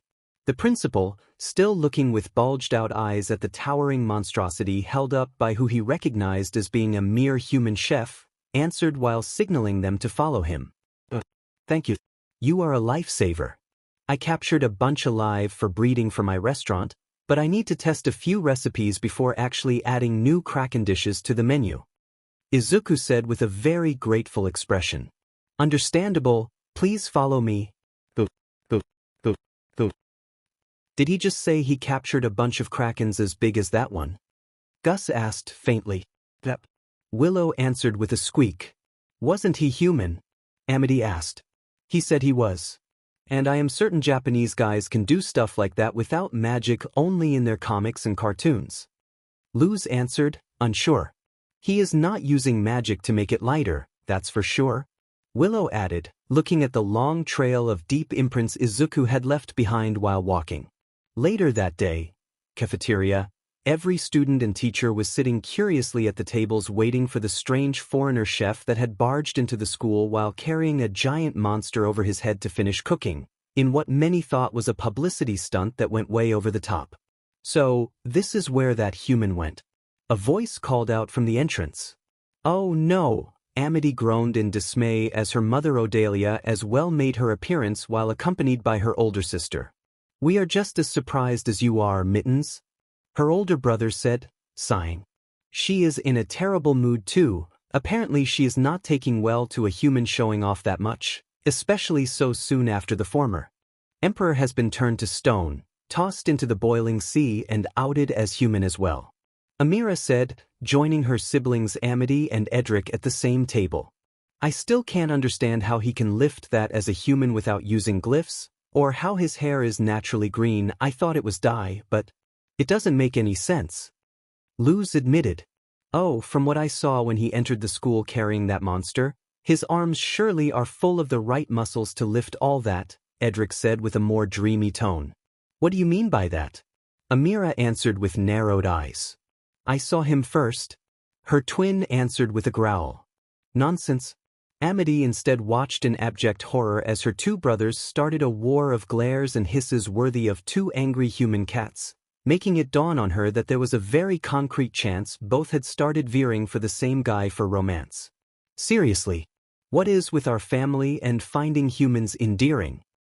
She thought, until Luz leaned on her shoulder and shot Amity a sweet smile that melted the witch's heart. Must be the smile. Whatever. She then thought, preferring to just enjoy the closeness of her human with a cutesy red face. Meanwhile, Ochako, once again acting as Izuku's waitress, asked. Let's say we will let the boy leave with all that Kraken meat, he better make it worth it. The woman ruling the Blight family with an iron fist declared haughtily. I am sure we won't disappoint, but just to be sure, any particular request. Just wondering if your boyfriend can actually cook proper food. Odalia answered with a sneer. I'll make everything worthy of a lady of high class such as you, don't worry. I promise I will be up to your standards, madam. Izuku answered with an elegant bow. I doubt that, but I will humor you, human. Odalia replied, humming in distaste. Thank you for the chance. He answered, unfazed, and returned to the kitchen. Beach. Ochako muttered. You mean which? Izuku asked, snorting. Nope, she answered, for the amusement of her boyfriend. A short time later, here we are, smoked Kraken tentacle tips. A full tentacle would be way too big for a plate, with a foam of aromatic herbs, and egg custard made with ogre vulture eggs and decorated by flowers made with crunchy potato strips. Izuku listed once brought the woman the artsy dish. Ogre vulture. You really got your hands on those too? She asked with a raised eyebrow. I got a couple of those birds on my way here. I was told their meat is actually delicious, same as the eggs. Turns out they are right. Izuku answered. That giant bird is the natural predator of the Krakens. He did look the part. Now, with your permission, I shall bring the other dishes out, both to you and the others. Izuku said with a bow, and then left. Aren't ogre vultures, like, very big? Amirest. Enough to forcefully pull Krakens out of the water, yes. Amity answered with a tense tone. And he captured those too. Gus added, completely confused. Well then, useless small talk aside, let me try this fool's food. Odalia said, rolling her eyes and taking a bite off the food with a despondent expression that only lasted until she actually tasted it. Holy Titan! She muttered, shocked. Then another plate came. Stuffed kraken tentacle. Stuffed with breadcrumbs, garlic, parsley, kraken meat, ogre vulture egg, pepper and cheese. The sauce is white wine made with the golden grapes of my restaurant's island reserve, pepper and a bit of chili peppers. Izuku listed while delivering the plate himself to Odalia, while Ochako took care of the others. Why don't you ask her out, Achin? You seem awfully entranced by her. Amity said with a very annoyed tone. Wah. I was not. Luz said. Fif. You are ogling that waitress. Just admit it. I was not. I swear. You are my sweet potato. My super awesome girlfriend. I will never need any other girl ever. Then why were you not missing a single move of that girl? The witch asked with a vitriolic tone. Promise to not get angry. Hard to promise if that is the preface. Amity growled. It's just. Her waitress uniform is so cute. So I was trying to imagine how you would look wearing that. Luz admitted, face super red. Really? Oh. I see. Gus. Oh my Titan, this tastes darn amazing. The boy was too taken by eating to even just hear her. Have you tried this pasta thing? I swear it's massaging my mouth. Willow added, aw, just like everybody else was. Gus. HN. I say we ask our mother to take him in as the family chef. Amira said. Sure. But you are not using that as an excuse to court him. Edric answered. Hey. Amity tried again. As if, why should he settle for you when he could have me? Amira shot back. Gus. Amity yelled. What? Illusion. Waitress uniform. On me. No. She ordered. On it. On it. The guy answered, drawing a circle in the air with his finger and casting the illusion needed to turn Amity's clothes into the same uniform Ochako wore as a waitress of Green Cloud Restaurant. Good, thank you. So. Grafisbib. HN. Better. She declared, hugging her brain-melted girlfriend and enjoying the power she had over her, and finally enjoying the food herself, to her amazement at the unexpected great taste and quality. The long stream of test dishes was, all in all, a complete success once again for Izuku, and he gladly accepted the applause everybody gave him, and that was also why he was ready to run at the moment's notice, with he and Ochako having already suched into more casual clothes best designed for a daring escape, as usual. I must say, my boy, that I was wrong. And that is something I usually hate to admit. Odalia said with a stern expression. I am glad you and everybody else enjoyed my food, madam. He answered. Indeed I did enjoy it. That is why I struck a deal with Principal Bump. Starting today you will work as a chef for the Blight family and this school on alternate days, especially since the Potion Coven has a lot of questions for you after you showed how to fully remove the toxins from the dead cherries, turning them edible while leaving the toxins still usable to make healing potions. Odalia said haughtily. My God. He even made fairies taste good. Luz was heard gurgling in the background while gorging herself in fairy cherry cheesecake. Thank you. Soon followed by Amity whispering thanks to Ochako when she handed her a copy of the recipe handwritten by Izuku. Perfect for human girlfriends. The young hero student answered, winking. Sorry, but I can't ACC-bang. In that moment Lilith interrupted Izuku's answer by kicking open the cafeteria doors and showing a pair of blazing eyes that freeze whoever looked at her, all the while dragging a laughing Ida and a shocked Rain behind her. I found you. Lilith yelled. You regrew Ida's arm too. How? Tell me your secrets. The woman demanded, pointing at the brand new natural arm of her sister, instead of the prosthetic the woman used to have up until the previous day. Izuku tried saying. I knew it. The diaries were right. The visions were right too. You are that god of cooking we foresaw. The head of the Seer Coven came in next, looking just as creepy with their own wide eyes. God of cooking. Many muttered, confused. And this is our cue to leave. Run. Izuku yelled, and with merely a split-second difference, Ochako as well jumped out the window to join her boyfriend in a daring. Escape, with Whitey lagging slightly behind so to protect them from the magic the ones chasing them tried using to stop their escape. Stop running and answer my questions. The Seer Coven leader yelled. Don't go. I will put a good word with my mother. Please. Just a date or two. I will worship each and every adorable freckle of yours with a loving kiss each. Amira said. Kisses. A date. Odalia yelled. Don't listen to her. Everybody knows guy love is purer. Choose me, my beefy human hunk cake. Edric answered. You too. Do all my children find humans attractive? Tell me your secrets. It's an order. Lilith yelled. For the love of God. System. Ochako and Izuku yelled in chorus. Teleportation. The entity chose to forego any light show and simply get them all back home in a blink, leaving behind yet another group of psychos chasing Izuku and his companions empty-handed. New.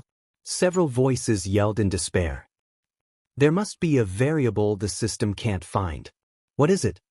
The system said to itself, once again unable to understand how a sortie ended up with its host forced to escape in a hurry yet again. Extra scene, for girlfriends? Luz said in shock. Yep. Here. Ochako answered, and showed them the pictures of the others she had on her phone, all group pictures the four girls and Izuku took together during their various dates. Why don't you ask her to give you a copy of the picture? So you can keep it? Luz said with a grunt, having seen Amity look at Rumi's pictures with a transfixed expression. What? Wait.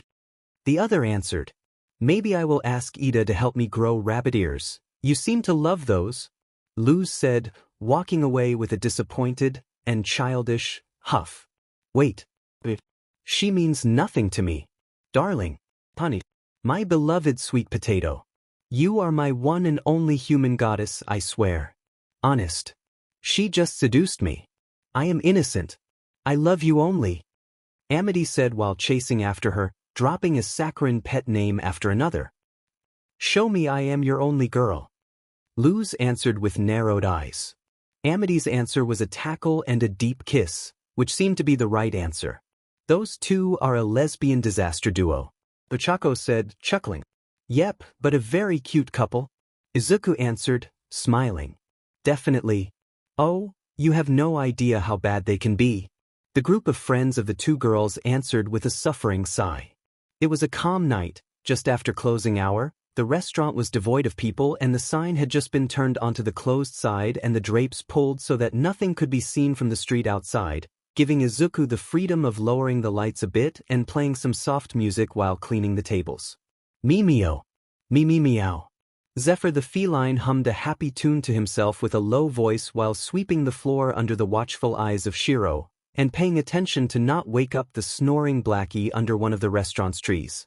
Eri had already gone to sleep in her own cutesy small bedroom, where Izuku had once again read her a couple bedtime stories just like his mother used to do with him, okay? In his case it was just Inko reading aloud a couple pages of All Might's official biography to him, but the intentions were the same. And now there he was, cleaning his store after some late-night training all alone in his kitchen, and thinking about how Momo and the other girls were out there somewhere doing some special hero training organized by UA. He had also finally exchanged some polite messages with both Ochako and Nijire, but while he understood they were both sorry for the whole Poly Plan fiasco, things between them were still fairly frosty. Even if part of him did want to forgive them, he also knew the decision was not up to him only. He sighed loudly to himself, once again assaulted by that tiny part of him that still dreamed of becoming a hero, and ever so helpfully pushing at the front of his mind all the what-if scenarios and the possible different paths his life could have taken had he been born with a proper quirk or just decided to try entering UA after returning from his isekai with his current skills. The doctor is right, I really need to stop overthinking things and focus on the here and now instead of what could have been. He muttered, dejected. He both hated and thanked the therapy sessions the others talked him into taking to finally start fixing some of his issues. The weekly meetings with that psychologist were really helping him, but at the same time, talking about certain things still hurt even after all the years he spent in his other life. Is the host all right? The entity asked all of a sudden. Izuku answered, eloquently. The system can tell the host is excessively stressed and depressed. This is not good for the host's health, nor for him to walk an optimal path to become the god of cooking of the hero world.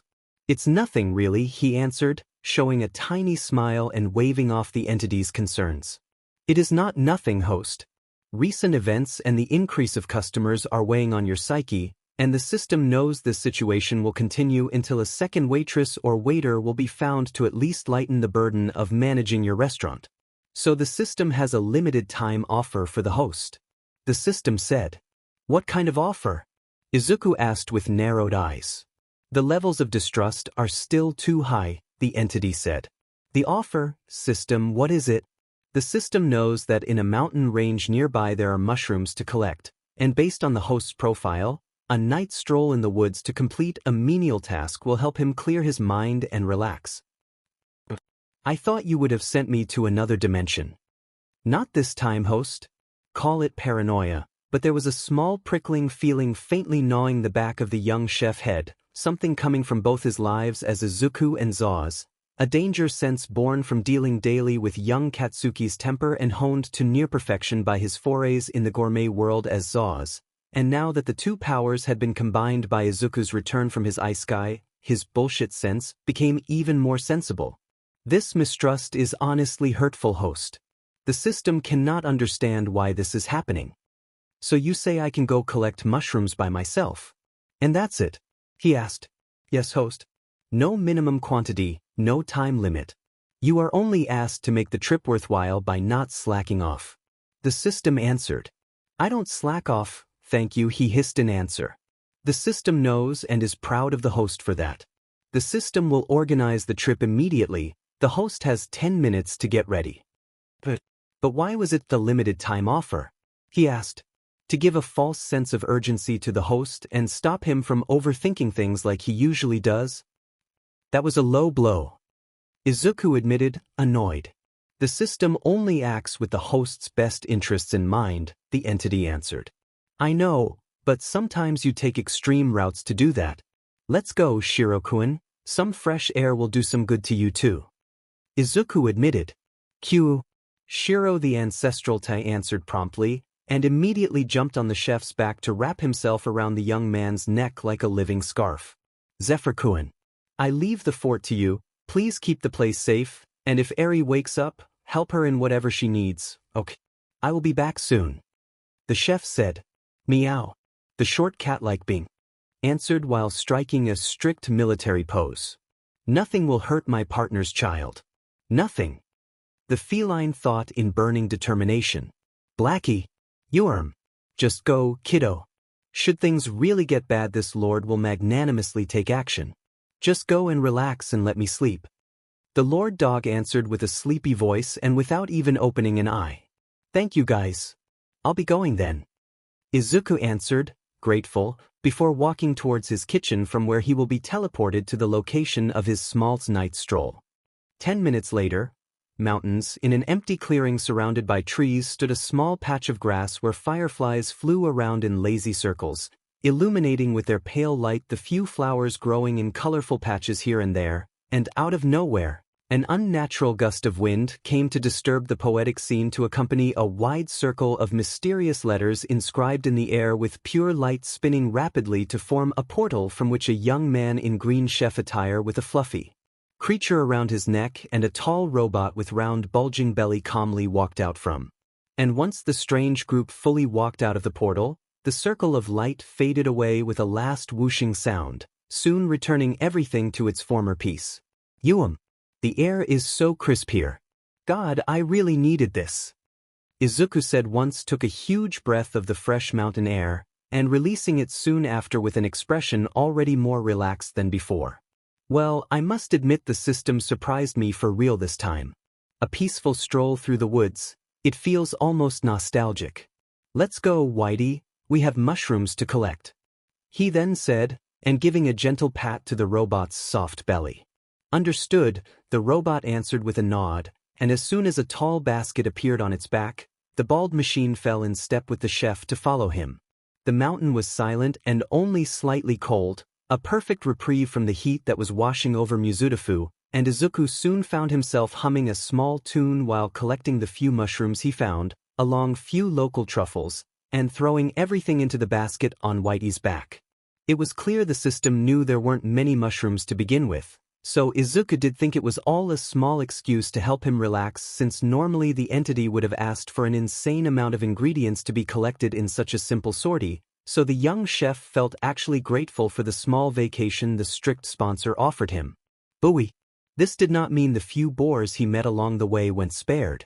4 of them were actually captured and painlessly put down and added to the big basket. He was still a chef, and a true chef never misses a chance to collect good ingredients. Is that juniper? Awesome. It goes amazing with boar meat, Izuku said with sparkling eyes while he collected the berries from the small bush he found. He was having so much fun. Peace and quiet, fresh and clean air, no monster chasing him and nobody to fight. It was perfect. But it was then that Izuku felt the ground tremble under his feet and a loud explosion echo everywhere, as if somebody tried demolishing the entire side of the mountain. Diamenet. Who does mining work at night? Izuku cursed as the last vestiges of the shockwave still rang in his ears. Q. In answer, Shiro darted forward in a mad run, having smelled something that caught his attention. Shiro. Wait.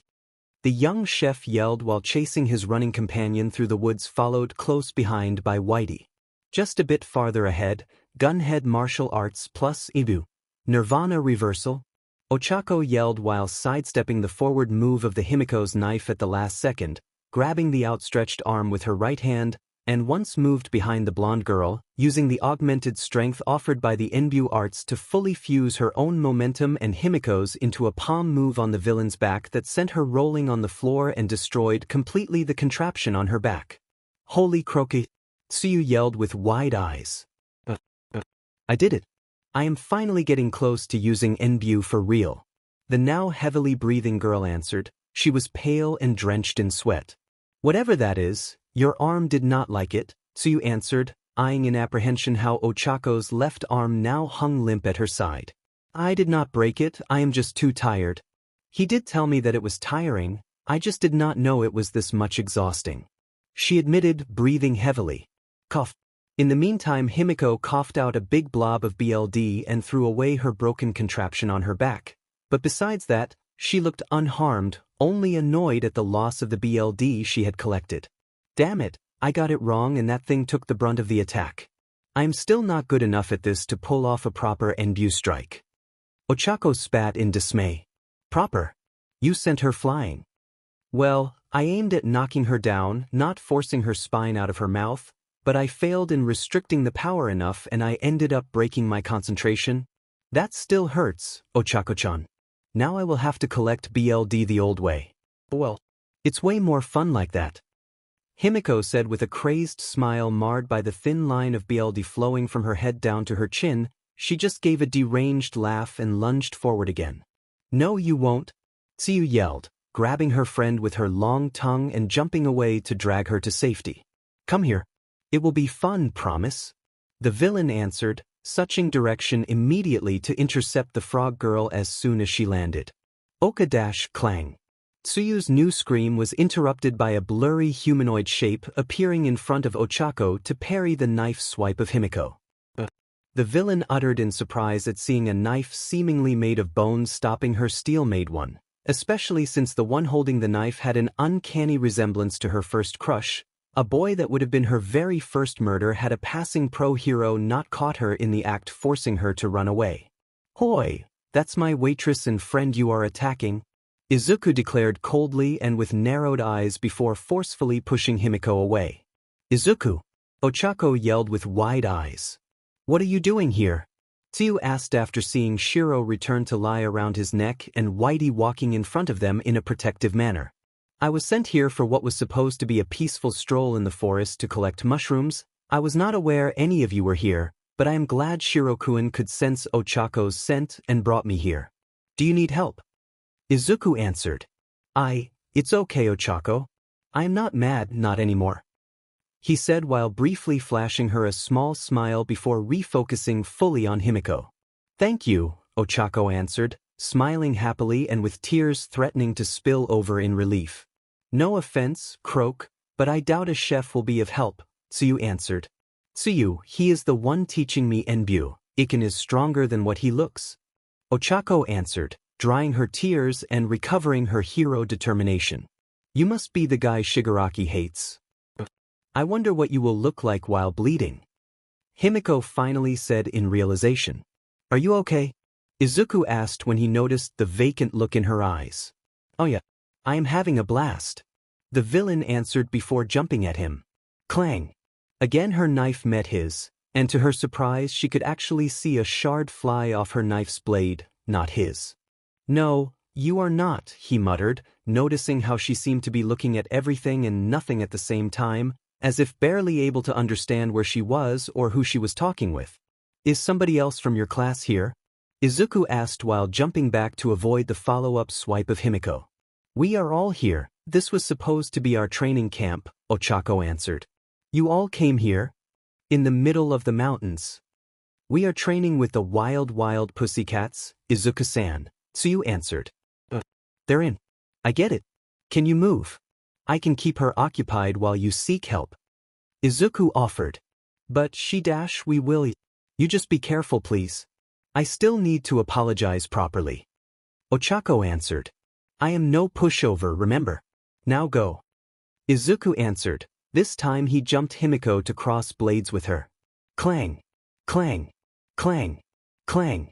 Under the watchful eyes of Whitey, Himiko and Izuku soon fell into a flurry of movement, moves and swipes meeting midway in showers of sparks as metal and dragon bone met at high speed with great strength and yet a fluidity of movement similar to a dance. Let's go. Ochako summoned the very few sparks of strength she still possessed and used her good arm to drag Tsuyu away. She will kill him, Ochako-chan. Why is that robot not helping? Tsuyu asked as they ran through the woods.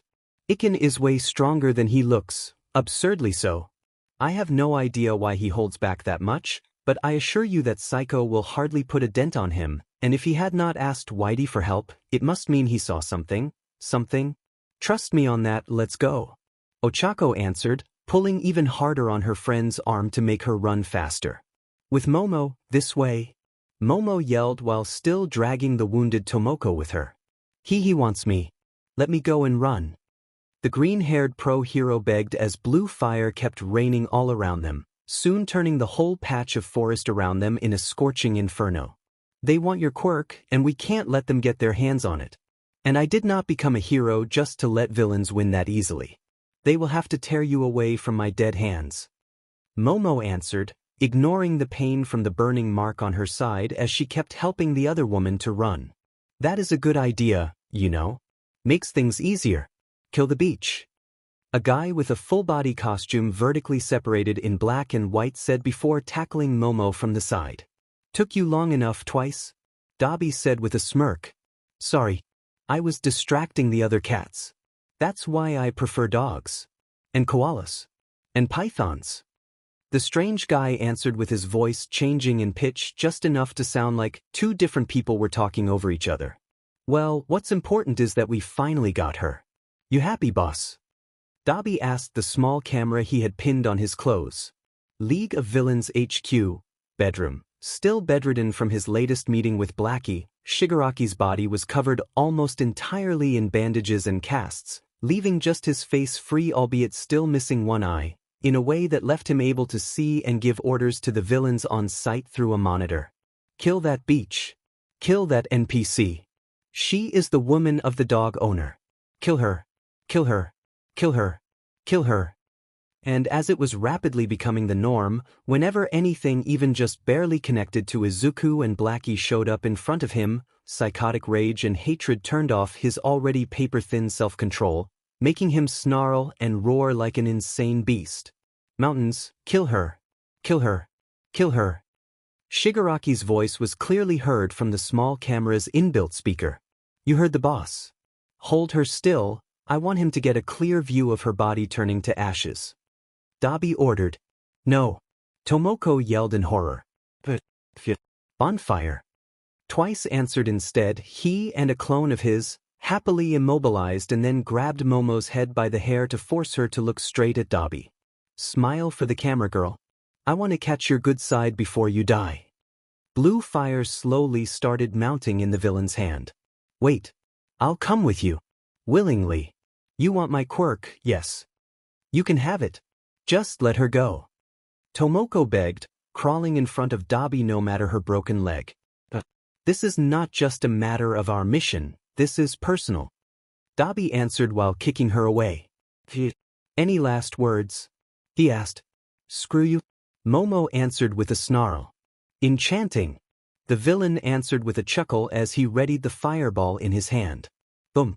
A new explosion rocked the area as Katsuki, one arm clearly broken in multiple parts, came running between them while following Mizo holding a struggling kid in his extra arms, and behind them, a set-off villain with unnaturally big muscles was chasing them with a scowl. Stop running. The villain, muscular, roared while powering through a new explosion with barely a scratch. What the F are his muscles made of? Katsuki yelled in disturbed horror as the man's muscles seemed so thick even his explosions barely damaged him. Just run. He wants Koda-san dead. Mizo yelled back, he too looked like he had a few broken bones. Let me go, you useless buffoons. I don't need your help. I don't need heroes. The kid in the meantime kept struggling to break free. Koda. Tomoko shrieked in fear. Aunt Tomoko. Koda replied with wide eyes full of horror. Oh, so that was where you went, muscular? Dabi asked, amused as the small group joined his. A minor case of sidetracking, actually nothing more. What about you? Muscular said as now he joined the villain's side while the wounded Katsuki and Mizo joined Tomoko while Momo kept standing in the middle due to the two twice hold on her. We got the woman, now I was just about to clean things up. Wanna watch? He answered, chuckling. Is it a direct order of Shigaraki? Yep. Go ahead then, just make it quick. And where is Himiko? Muscular answered. Having fun with a couple heroes and dash wham. It was a surprise for all the people present to see a flying fist come out from the woods at high speed to nail both twice faces and launch both away, and while the clone broke down into sludge, the original kept bouncing on the terrain for several meters, and by how he stood still lying down once finished tumbling away, the onlookers somehow knew he won't be waking up anytime soon. What the hell was that? Dabi asked. The F dash. Katsuki echoed right after. Thump, thump, thump. W.Y.D.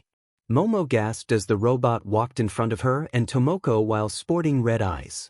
Troublemakers will be stripped as an example to others. Whitey said while reconnecting his right arm at the elbow. That robot. Does it mean? Mizo said with wide eyes. The F.R.I.S. here. Kill him. Kill him. Kill him. Shigaraki finally lost it as soon as he saw Whitey, since they all knew one thing about that robot. Wherever he was it meant Izuku was not farther behind. As an added surprise, Himiko herself came tumbling on a roll on the floor soon after. Her clothes were covered in cuts and she had a black eye courtesy of a dynamite punch and shards of what looked like being a knife cut julienne raining all around her. Oof, the girl ummed in pain, but as soon as she tried getting on all four to get back up, she puked violently and fell on her side, barely conscious. The system was right. She has been drugged up to her eyeballs. It was then that Izuku as well made his appearance with his green chef attire still pristine. Clear, nobody heard his muttering as he studied the downed girl. Izuku, Momo muttered in shock. Sorry, I was sent here for some mushroom hunting and didn't know this was where you others were having your training camp. The chef answered with an actual apologizing tone. So, you must be the guy. Shigaraki hates you pretty bad, you know? Muscular said with a smirk. Unfortunately I don't even know who he is, but since you all seem to be working for him to hurt my customers, my waitress and my girlfriend, the dislike can only be mutual. He answered. Nothing personal, kid. Just business. Muscular answered, shrugging amused. Of course.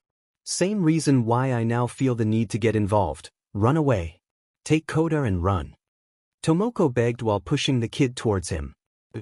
Aunt Tomoko. The kid yelled in horror. You okay? Izuku asked while catching the kid in his arms. I don't know. Koda answered, tears already about to pour out. It's okay, I am here. I might not be a hero, but you and Tomoko-san are customers of my Green Cloud restaurant, and as a chef, it's my duty to protect my beloved customers. He declared. Protect. They are villains.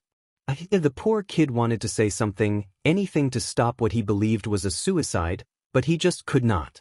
Don't be stupid. Take the brat and run. We'll cover you.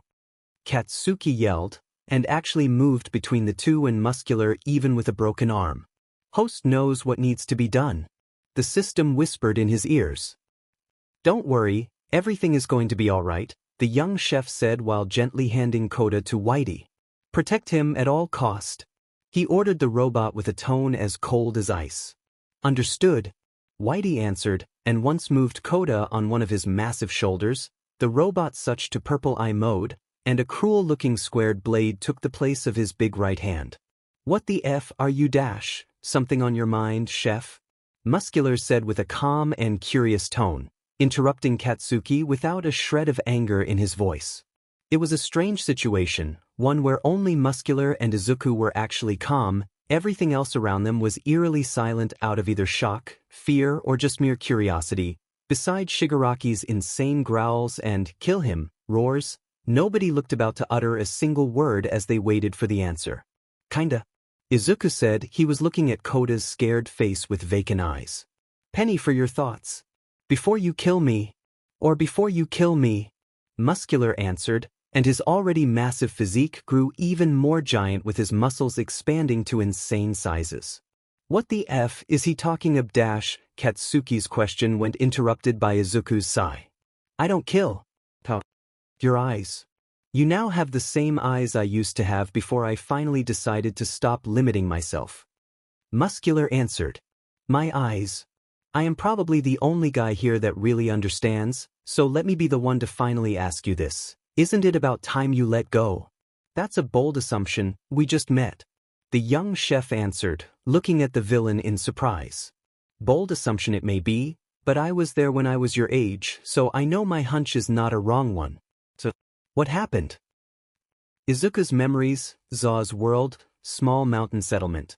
A young Zaus watched amazed as a dozen giant bear-like monsters with 2 extra arms and pure white fur lied unconscious on the floor at a step from entering the small village, and at the tiny old woman with pink hair humming a cheerful tune while sitting on the alpha of the entire pack of beasts she had just defeated by herself. Then she noticed his stare and flashed him a gentle smile. You must be that new up-and-coming chef everybody is talking about. Nice to meet you, Zaus-chan. Setsuno said with a jovial laugh. Setsuno. The living national treasure. Zaus answered, surprised. Oh, no need to be that formal, youngster. Those beasts, they were about to attack these innocent people, somebody had to defend them. But you are a chef, so doing the right thing doesn't require a specific job, only the will to be there for people in need.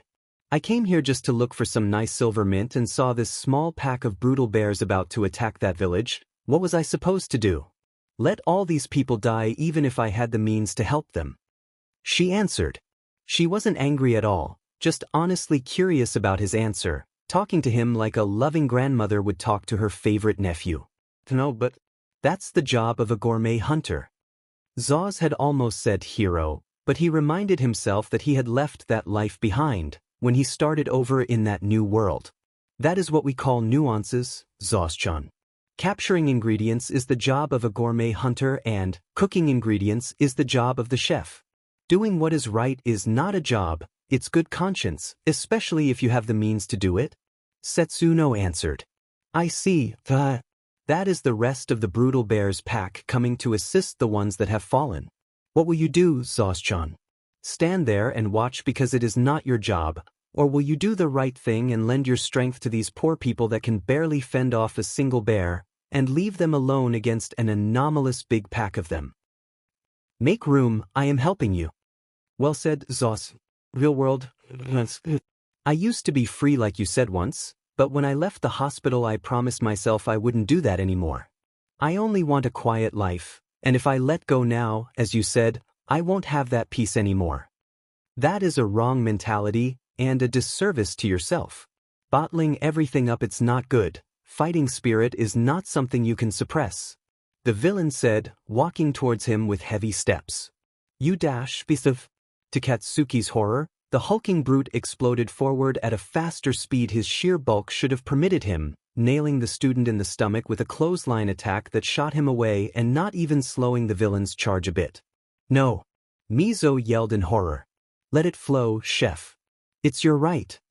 Muscular roared, now upon the chef. How can letting it run rampant like you do be any good? Izuku yelled back, turning around towards him with red fire enveloping his body. It is if it means finally being honest about yourself. Muscular yelled with his colossal punch traveling at monstrous speed towards the chef. Impact knocking, Nirvana. The chef replied by dodging the punch by a hair and moving both the pointer and middle finger of his right hand deep into Muscular's shoulder. And while it was shocking to see such a giant hulking brute being pushed skidding back of a couple steps, to Muscular the thing was even more surprising, because for an instant he could swear he saw his entire arm being torn off at the shoulder like paper and fly away, before blinking and seeing the limb still attached to his body, only now hanging lifeless at his side. Thesis, lots of nerve ganglions. Like those bears. Is it your quirk? Izuku hissed in contempt while jumping back to take some distance. I can't feel my arm. You killed it. Ha! That's it. That's what I am talking about. The villain answered by turning insanely happy and attacking him again with his good arm and a deranged wide smile etched on his face. Roar at me. Growl at me. Scream at me. I don't care how, just let it all out. If you have extra nerve nodes, then I will go deeper and hit them. Impact knocking full course, Brahmastra. The chef declared, running towards the attack and letting it brush against his cheek to get in range. Ducka. A blade hand move in the solar plexus caused Muscular's lungs to constrict down to a third of their size, and made him feel like his legs had been glued to the floor, and yet the giant ignored the searing pain and tried grabbing him with his working hand. And still smiling in insane happiness. Samadaya. In answer, the chef shoved his elbow deep into the villain's bicep to disrupt the grab, and once again Muscular's brain momentarily mistaken the thing with the arm being torn off and flying away while instead it just hanged limp by his side. If you can't hit with the left, use the right. If you can't hit with both left or right, bite. Muscular roared in gleeful defiance, and actually bending down to literally try to bite the chef. Niroda. Unperturbed, Izuku delivered a vertical palm move with the lower half of his right hand that painfully slammed Muscular's mouth closed and caused the man's brain to switch right and left and up and down at random intervals, making the world spin and turn continuously at high speed right in front of his eyes. A second hit with the left elbow to the villain's chest caused the muscles of his torso to contract and stay locked in place to the point he could not move anymore from the waist up. And now the full locking. Maga. Curiously turning around to show Muscular his back, the chef started hitting various seemingly random parts of the villain's chest and legs with backwards pokes of his thumb or palm moves, and yet each hit sent visible ripples along Muscular's entire body. Artistic representation of the can of whoop, but Izuku just opened on Muscular's hoof, and the only thing the paralyzed villain could do was releasing low mms of pain as at each hit, he lost a little bit more feeling from every part of his body, until his five senses too faltered and for him all that was left was silence and darkness and the mind-numbing pain coursing through every inch of his body. Capture completed. Did I do the right thing, Sets? Izuku whispered with a sigh of defeat and slacked down posture while behind him the giant of muscles shrunk back to his original sizes and then fell on his back with a heavy thud. And looking completely unable to move. I can't feel anything. Where are you? The villain's eyes were dull and immobile. As it is now. You can't feel, can't see, can't move and can't hear. I am sorry. The chef answered with a tone of melancholy while walking back to Whitey and Koda. You okay, he asked. The boy answered, unsure. That's a relief. The other said with a small smile. Okay, no, that's it. Enough bullshit tonight. Everyone dies. Dabi clearly saw the writing on the wall, and decided that the only solution he had left to fix the new colossal F-up the League's mission turned into was to burn everything in front of him, except Ragdoll that was just to the side enough she will barely survive the sea of flames he shoot from both his hands. After all, his boss only wanted the woman's quirk, so if she survived just long enough for them to go through the extraction, everything was still good in his book. Fush. A giant wall of blue fire soon enveloped a wide area in front of the villain, moving at high speed towards the group of heroes and the chef that dared turning such a simple mission into a giant failure. Izuku. To the chef's horror, Momo pushed Tomoko away and then jumped in front of him to shield him with her body. No. He yelled in fear as soon as he saw the first licks of flames about to reach her.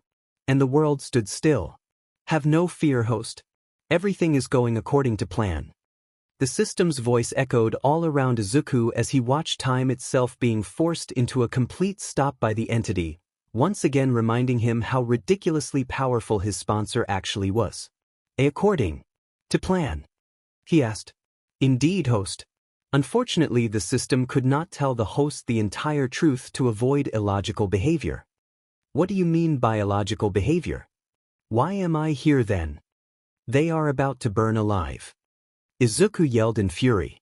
They won't if the host follows the system's instructions to the letter. The entity said. Instructions? What instructions?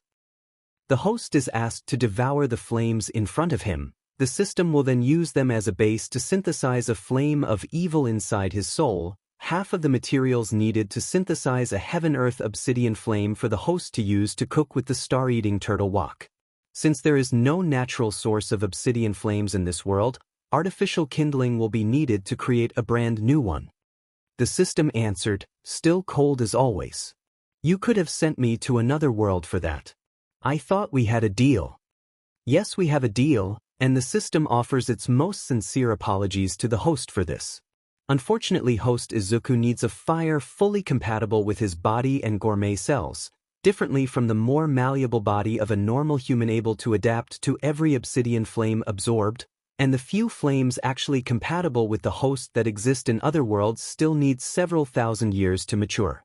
Creating a new one fully tailored to host Izuku and already mature was the most logical solution in terms of time and resources required and used.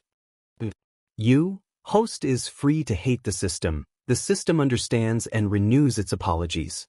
Momo and the others are in danger. The attack did not happen because of the system. The attack could be organized because of the spies implanted in the school host Izuku's friends and customers go to. The spy responsible for this specific attack will be dealt with soon after this situation is resolved, with a non-lethal method as the system knows is the host's preference. The system required this attack to happen for the host to have a chance to devour a flame of evil of the purest quality, one unleashed with the most hatred, anger, and resentment possible. Host, tell me there won't be a next time. Promise me there won't be a next time. Izuku muttered. There won't. There won't be a similar requirement for the host to unlock the rest of his equipment. The system answered, and the entity actually took several seconds to answer, as if checking to make sure. I can accept this.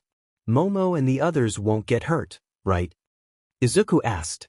They won't if the host follows the system's instructions to the letter. Is the host ready to be taught how to devour the fire? The chef answered and took a deep breath. Very well. The host should also be aware that he will have only a single chance. Any failure will cause his death and the death of everybody else. The system said, making him pale. Izuku yelled in fear. This is your test, host Izuku. Believe in yourself and achieve the impossible, for there is nothing impossible for a god of cooking. Bet your all and succeed, young man. The entity answered. All or nothing, plus ultra. The young man closed his eyes tight and took several slow and deep breaths. Host is ready. The system will begin teaching host Izuku the devouring method to absorb the flame of evil, when red flames of energy surged from Izuku's body along with a projection of his appetite demon appearing behind him. The entity detected the young chef's determination and began its lesson. Real world, from everybody else's point of view. One instant Momo jumped in front of Izuku and Koda to try protecting them, and the next the chef had sidestepped her so that he would beta one to stand in front of everybody else. This is how I die. But if he lives, I will have no regrets. Momo's train of thought derailed when she saw her lover simply flash step in front of the entire group so as to be the first to be touched by the blue flames. Izuku dash, Katsuki's own scream, a powerless one since it was only thanks to Mizo if he could actually stand at all after Muscular's charge, was interrupted as well by the chef's next move. Under the wide eyes of everybody, the young chef just emptied his lungs and then inhaled as hard as he could, hard enough Dabi's burst of flames disappeared all inside his mouth in a matter of seconds. In the stricken silence that followed, the young man's entire body flushed deep red and his eyes bulged out as soon as he swallowed the fire in a single gulp, along a thin layer of sweat covering his face until it shone and fat drops started dripping down his forehead. Ugh. Sorry. Soon followed by Izuku releasing a loud burp accompanied by tiny swirls of blue fire, but other than that, he looked fine and unhurt, even after eating fire supposed to turn a human to ashes in just a second. What the F dash? Shigaraki was the first to scream in answer to that. Yeah. The second was Himiko herself, as being the closest to the group of potential victims meant she was still hit by the fire. No. Whitey. Izuku noticed and asked for help. Clap. Help that came in the form of the robot clapping his hands hard enough to produce a gust of wind able to extinguish even that fire. Even if it was too late. Even just after a mere couple seconds of burning, not much was left of the girl. Both her legs in fact had been already reduced almost to bare bone, along her chest being stripped of flesh to the point the damaged muscles were visible. Even her left arm had been reduced to a burned stump, having lost everything from the elbow down. Impact knocking, privation. The young chef yelled, frantically, and hit several key points of Himiko's damaged body that made her stop screaming. I blocked every signal of pain from her wounds, should stop her from going into shock until she is healed. Whitey. Take her and Koda to the inn and have somebody heal her. No. He ordered. Hoy. That girl belongs to us. We still need her quirk, boy. Dabi said with narrowed eyes. She's your companion, goddammit. Don't you care? Izuku roared in answer, and behind him, Momo took a fighting stance while Mizo took care of protecting both Tomoko and Katsuki. Nope. My companions are dear Dust F. Shigaraki, my friend twice your puppet knocked out, and a couple more friends I have finally convinced to join the league. Dear Himiko instead was just an investment, a girl we took in the hope she could match our ideals, but instead took way too much to train. And after seeing her failing again, I say we rip her quirk out and make a Noma with it. It will definitely work better like that. Dabi answered. Mster accepted the suggestion. He too has grown tired of Himiko's failures. Bring her and Ragdoll back. We will begin extraction immediately. Kurogiri's answer came from Dabi's radio, clear even for Himiko to hear. Sure. No problem. He answered, smirking. Dabi, the girl whimpered in tears. Sorry, sweetie. Nothing personal. Dabi answered, uncaring. Take her away, Whitey. Izuku ordered, never before feeling as angry as he was at that moment. Understood.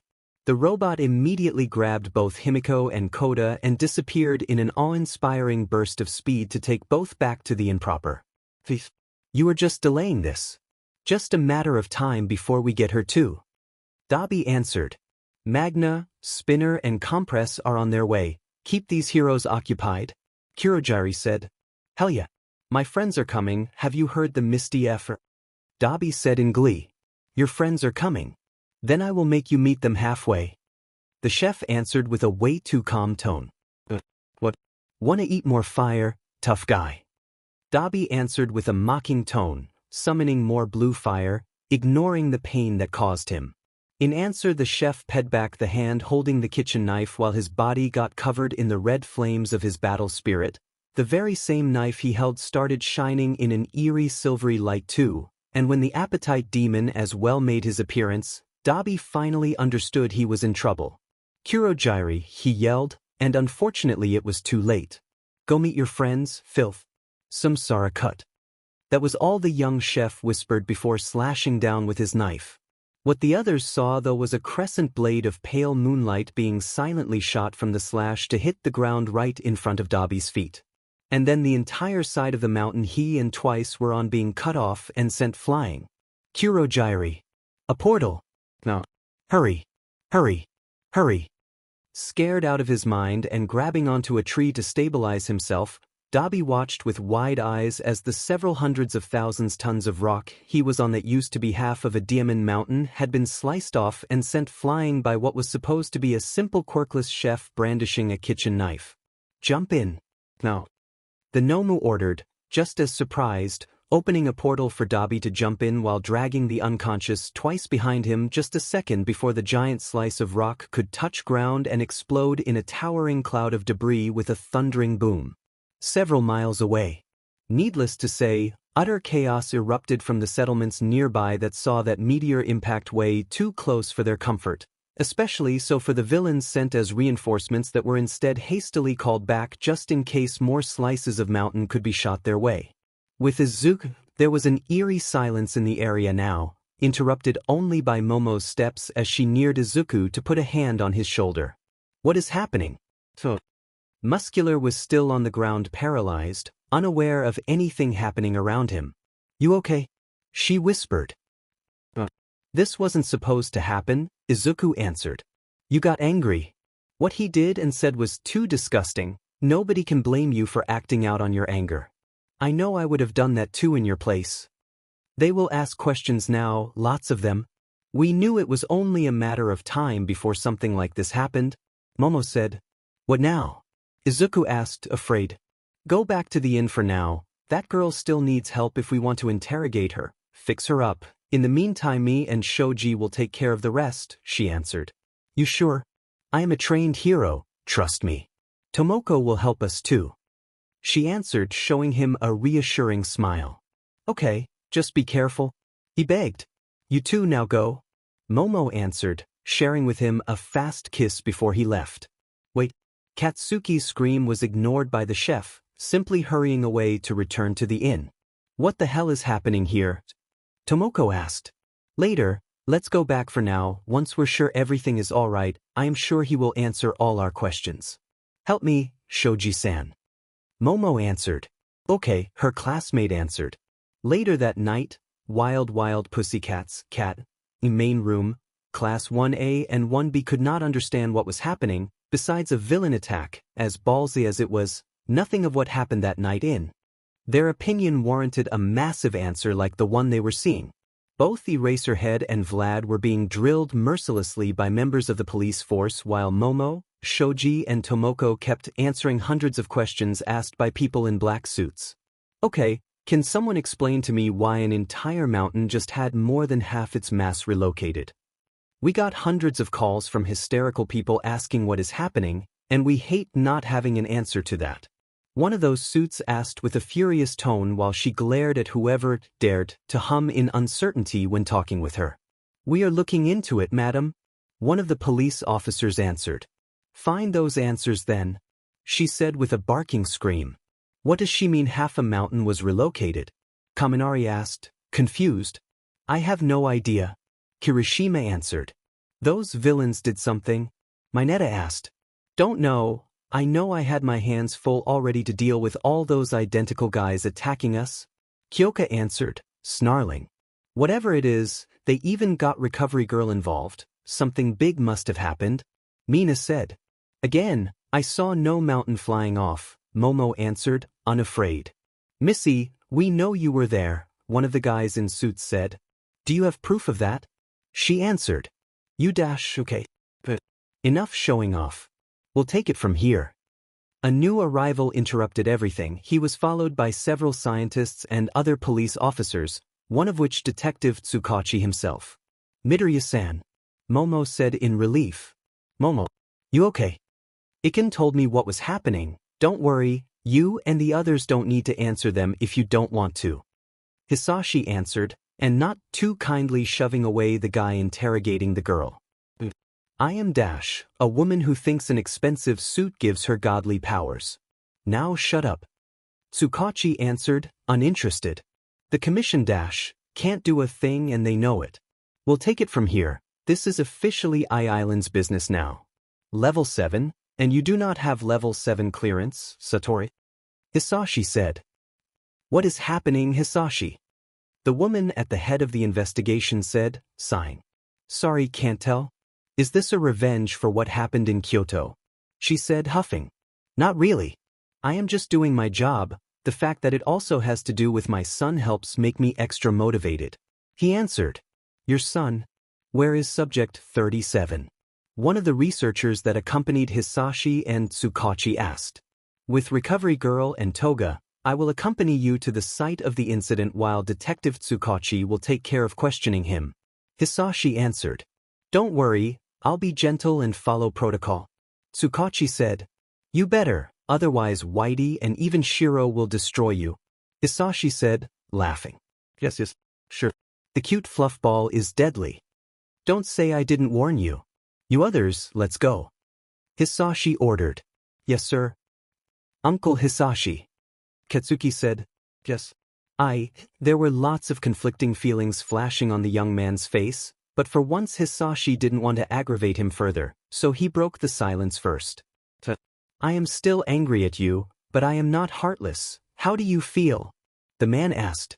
I have been better, he answered. Everything is going to be all right. This will take a minute, then you others will be finally free to relax, the man said before leaving. Yes, sir. Thank you, he tried saying, but he was not surprised to see the man not really jumping at the idea of talking with him and leaving as soon as possible without looking back.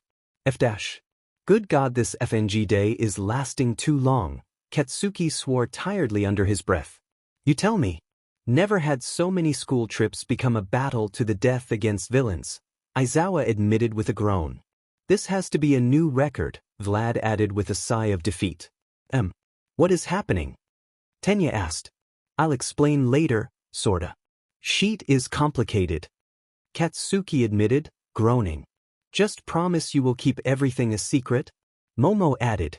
As long as things will make sense after you explain, Toru begged. Hopefully things should make sense, Momo admitted. Meanwhile, with Izuku, both Izuku and Neomesa were sitting outside the inn's small infirmary. Recovery Girl had taken over as soon as she arrived.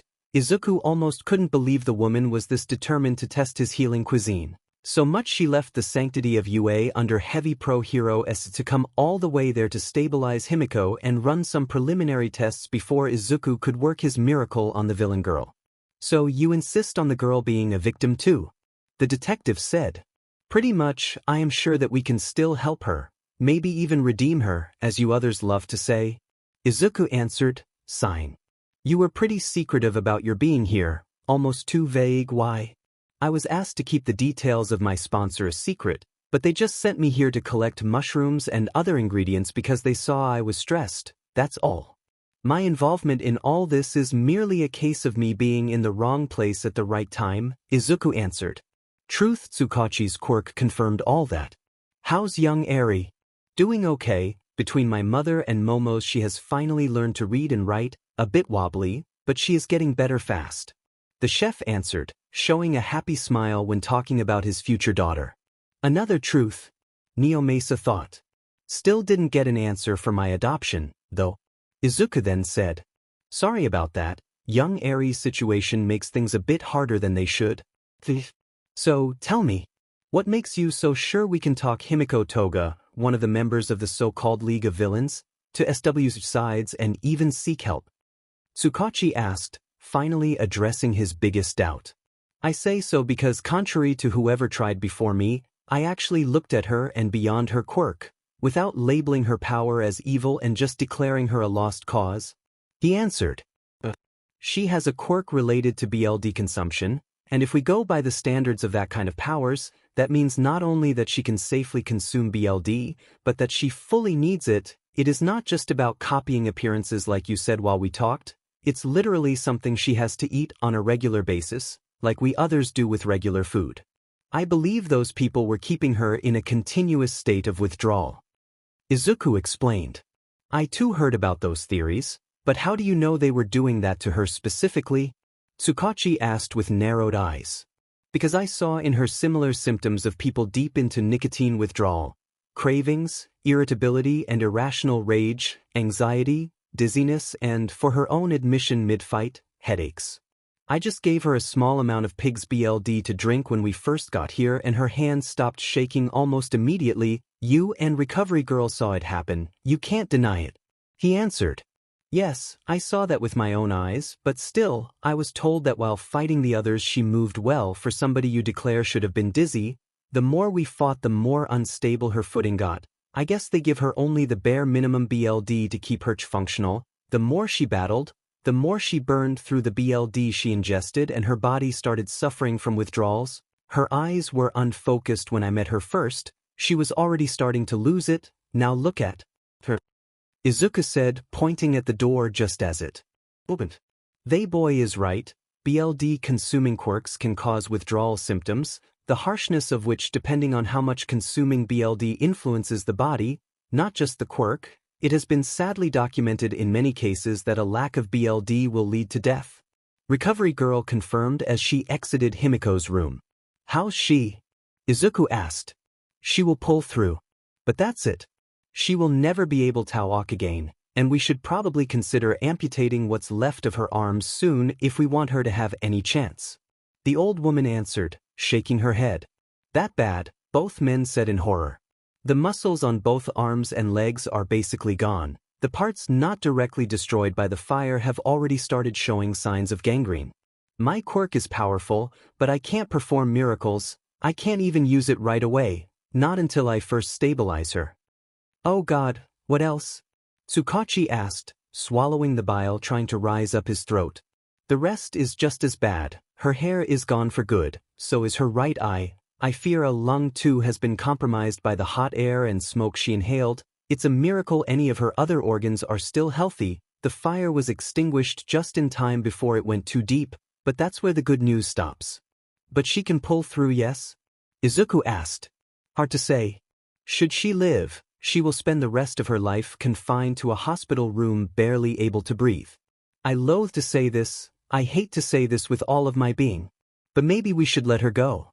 Even by amputating all 4 limbs, her chances of survival are very low, the old woman said with a gravelly voice. She even looked older than before, showing how much the idea was weighing on her. You can't say that.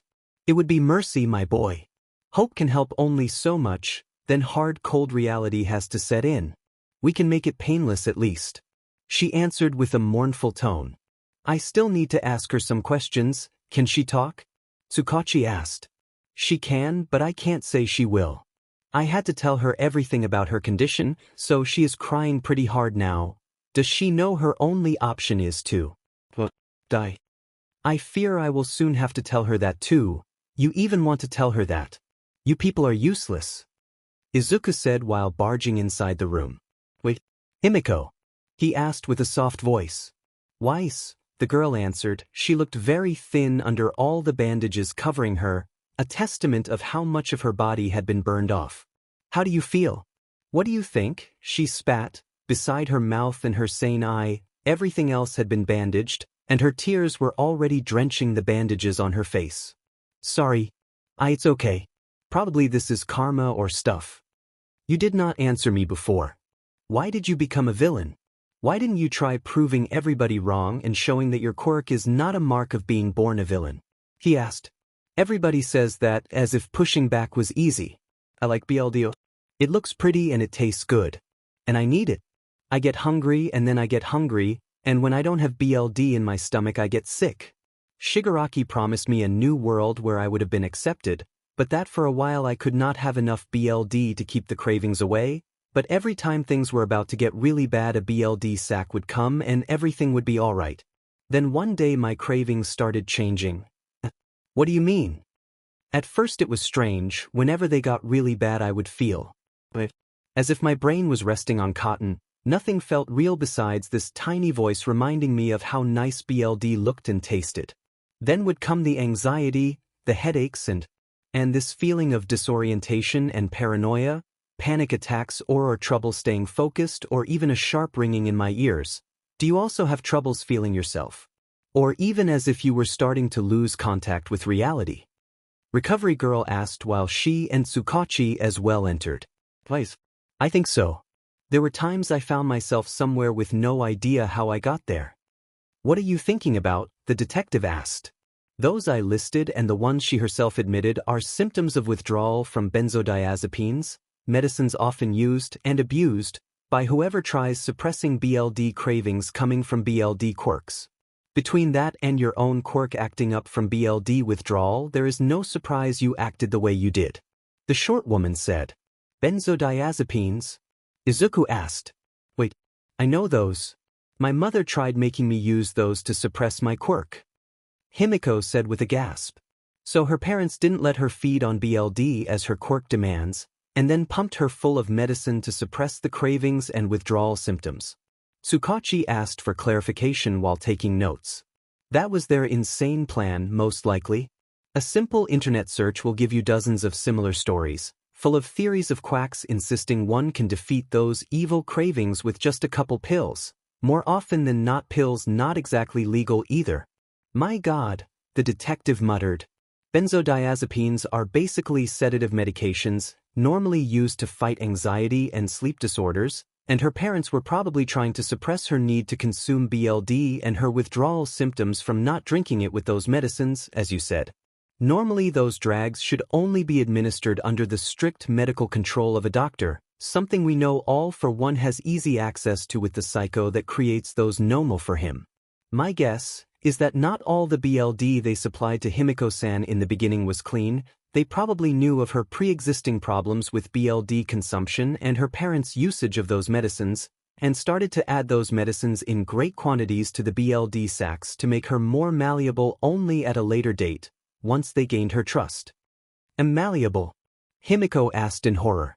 You admitted that at the worst of your withdrawals, you get physically sick and desperate enough to get BLD to SCK it from dead animals, until one day you almost stabbed a classmate of yours because the cravings were at their worst? Tsukachi asked. Wise, were you already in contact with the League of Villains when that happened? Not really. Dabi kept bringing me BLD sacks he got from a friend in exchange for me keeping not exactly legal stuff hidden for them. When I later discovered that his friend was Kurogyari, they asked me to join their group officially after I almost killed my classmate. I see. Based on this and the benzos theory, they were probably trying to turn you from a desperate girl into their little killer pet. This if those drags have actually been used. I can easily do a BLD test to confirm that with the sample I collected when I arrived here. I just need to find enough traces in her system to either confirm or deny they used those or similar drags. Recovery Girl interrupted him. Please do. As I was saying, based on the possibility of drags being added on top of your physiological need of consuming BLD to break you and turn you into yet another psychotic villain, I can probably make a case of you being in a state legally defined as incompetent, as in unable to understand what you were doing and the situation you were in when that attack on the boy and the others happened, and see if you can avoid jail at the very least, since by miracle none of them actually died. But you would still be forced to seek therapy and probably go into house arrest for a while. If you also collaborate with us, I can see if you can be offered more help, like the reformed villain rehabilitation program. What kind of help? Himiko asked. Start by telling me everything you know about the League of Villains and its members. Did you kill anybody while working for them? Not really.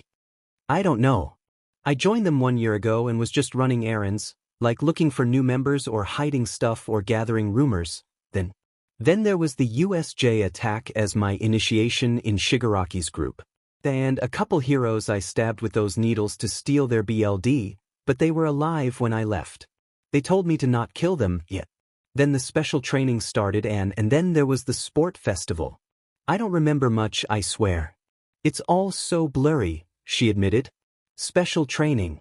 Tsukachi asked, pouncing on that curious term. Why, yes, they wanted me to master my quirk faster, so I kept taking BLD and transforming, sometimes changing identities even a dozen times in a row. I felt very sick that day, so much I could not breathe well. I barely remember that I slurred a lot while talking then. Then nothing. I have holes in my memory for those days. It was then that your cravings started changing for the worse? Recovery Girl asked with narrowed eyes. Wise. Another nail on the drag addiction case. Izuku asked. It gets more likely the longer she talks. Even just the sheer number of transformations they made her go through in rapid succession could have been taxing for her body and mind, and that without adding drags on top of it. Problems of memory and slurring speech, along with dizziness and troubled breathing, are another bad sign. They almost sent her into overdose to kickstart an acute dependency of benzos and BLD. I need to check, but there is a very slight chance that the effect of withdrawal they added with those drags has now become a fixed part of her quirk. Worst case scenario. They might have even caused some light brain damage. The woman said. Brain damage? Himiko shrieked. Would explain your bouts of violence and psychosis as well. I am sorry. I just wanted to belong somewhere. I did not want to hurt anybody. Himiko yelled, crying again in despair. Himiko. Izuku said. Wise. Do you want to come to my restaurant and become my waitress? He asked. WW, she asked in shock. What? The other two echoed behind him. There were no heroes when you needed them the most, and the villains you hoped could be your new family betrayed and used you. I am offering you a third option. Izuku said with a kind smile. But I am reduced like this. I am basically a drag addict. The girl answered with a tone suggesting she will soon start crying again. If I fix everything, will you accept? The chef said. What are this? Recovery girl hissed to silence the detective. I know you don't have a quirk. Even Recovery girl says she can't help me. I would probably be better off to dash. If I do heal you, will you accept? Izuku interrupted her. Why? Because if no heroes or villains were there for you, I will be, he answered. I am offering you a new chance, not as a hero, nor as a villain, but as a friend, he said, gently patting her bandaged head, and still with a sweet and gentle smile on his face. Because you deserve a second chance, and I want to offer it to you. Please don't betray me too. Himiko begged. Never. Izuku promised while boldly kissing her forehead, something that did have an effect on the girl since her only eye widened considerably. Then she cried the ugly way. Wawa. How do you plan to heal her? Tsukachi asked, skeptical. I have a way, but first she needs to eat something. Himiko asked between her hiccups. No medicine should be taken on an empty stomach, so first some dinner, then your healing. Izuku answered, smiling blindingly. No offense, Chef Midoriya, but healing her is impossible. She say that I heal her. That I heal her arms and legs, her lungs, her skin and hair, and even the damages done by those drags they fed her. Will she be able to have her villain rehabilitation in my restaurant? As my waitress? Izuku asked. Tsukachi answered, unsure. As for the house arrest, she will live at UA. I don't think Cementos will have any problem building a small living area you and the police force will find appropriate. She will leave only for her job and always with a police officer close by. Recovery girl added immediately. Of course, she has been looking forward to knowing more about my healing cuisine ever since I fixed All Might's body and quirk. With Himiko living close by, she will be able to study her all she wants, Izuku thought while shaking his head in amusement. I will need to make a couple calls for that, but I guess it can be done, the detective answered, uncertain. I will hold you on that. Now sorry, I need to go to the kitchen, I have a job to do. Make some food for the other wounded kids too. Recovery girl said. Why? Do it and I will help you further, the woman answered. Fine. The chef answered with narrowed eyes as he walked away. What are you up to? Tsukachi asked. Do you remember when I said my quirk can't perform miracles? She answered. Yes. He can, and this will be the final test I need to finally confirm it, the pro-heroine answered. Wa? Both Himiko and Tsukachi answered as one in shock. Kitchen, later that night. While the other members of the Wild Pussycats helped the students of both Class 1A and 1B recover from the shock of such a Sludge Villain attack, after making sure Tomoko was okay no matter her leg being in a cast and her still-present fear of All for One coming for her quirk, Izuku had commandeered the entire kitchen of the place and had immediately started cooking. Taka. His bone kitchen knife flew at blinding speed over the ingredients both from the WWP's kitchen and from the system's storage. Ingredients from the gourmet world, from Starlight City, from the forest world, the the fantasy world, and even a few he had purchased just to help Himiko. System.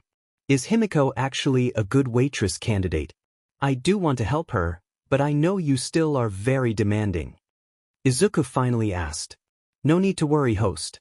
While the system has high requirements and wishes the host to have only the best possible people as the staff of his restaurant, the system is also aware that the final decision is the host's only to make. That being said, Himiko Toga has been determined to be a candidate with an aptitude score of 99.8%, and the system would like to insist the host does everything in his power to gain her services as a waitress. On these grounds, as an incentive, the system declares this an official mission. Abrupt mission. Heal Himiko Toga of her wounds and drag addiction. Reward: 10% bonus on experience points total. 1 fragment of the God of Cooking set. Unlocking of the ingredient bubble fruit. Work hard, young man. As if I actually needed an incentive to help somebody in need. Izuku muttered to himself with a small smile. Izuku. The voice he heard behind him almost made his heart stop, but still, as a testament of his cooking skills, his movements did not get disturbed at all. Bakugo-san, the chef answered without turning back and still working on the initial ingredient preparation, like washing, peeling, or cutting. How is your arm? In a cast, but I will recover. It itches like a bit. It itches. Katsuki answered, unsure. I wish you a swift recovery. The chef answered with a tense tone, pure formality. Why did you never tell me you could do all that? Because before the coma I wasn't able to? Izuku answered, setting several pots and pans on the fire and waiting for the oil to be hot enough. Then why did you not try to get into UA after you woke up? He asked. I was of the idea that being a hero was not something I was worthy of, so I didn't even try. Izuku answered, still not looking at him. You didn't even try. That is not you. I know, the chef yelled. I know. But during that year, during that coma, I made peace with it. I finally accepted that I had to abandon that dream, and I let go of it like you, our teachers, and even All Might himself told me to do. I threw away every piece of hero merchandise I owned and focused on a new dream. I only kept my own hero notes out of nostalgia, and as a reminder of what I could never become because I was born wrong. Izadash, do you have any idea how much that hurts? I would love to march to UA and demand to join the hero course. I had just thrown all thoughts of ever being a hero only to wake up after the coma as I am now. The moment I accepted that I could never become a hero, I got the power to actually have a shot at it. It felt like a very mean joke, you know. You can become a hero. You can try now. That's the thing. You can try now. I would have just enforced the message that quirkless people can't be heroes. Why could I not try before? What was so different between me and a guy or girl with a weak quirk? I have a customer with a quirk that lets her change eye color on the fly, and she goes to Ketsubutsu. Changing eye color, that's IT. And she got a chance. Is she really that much more hero material than me?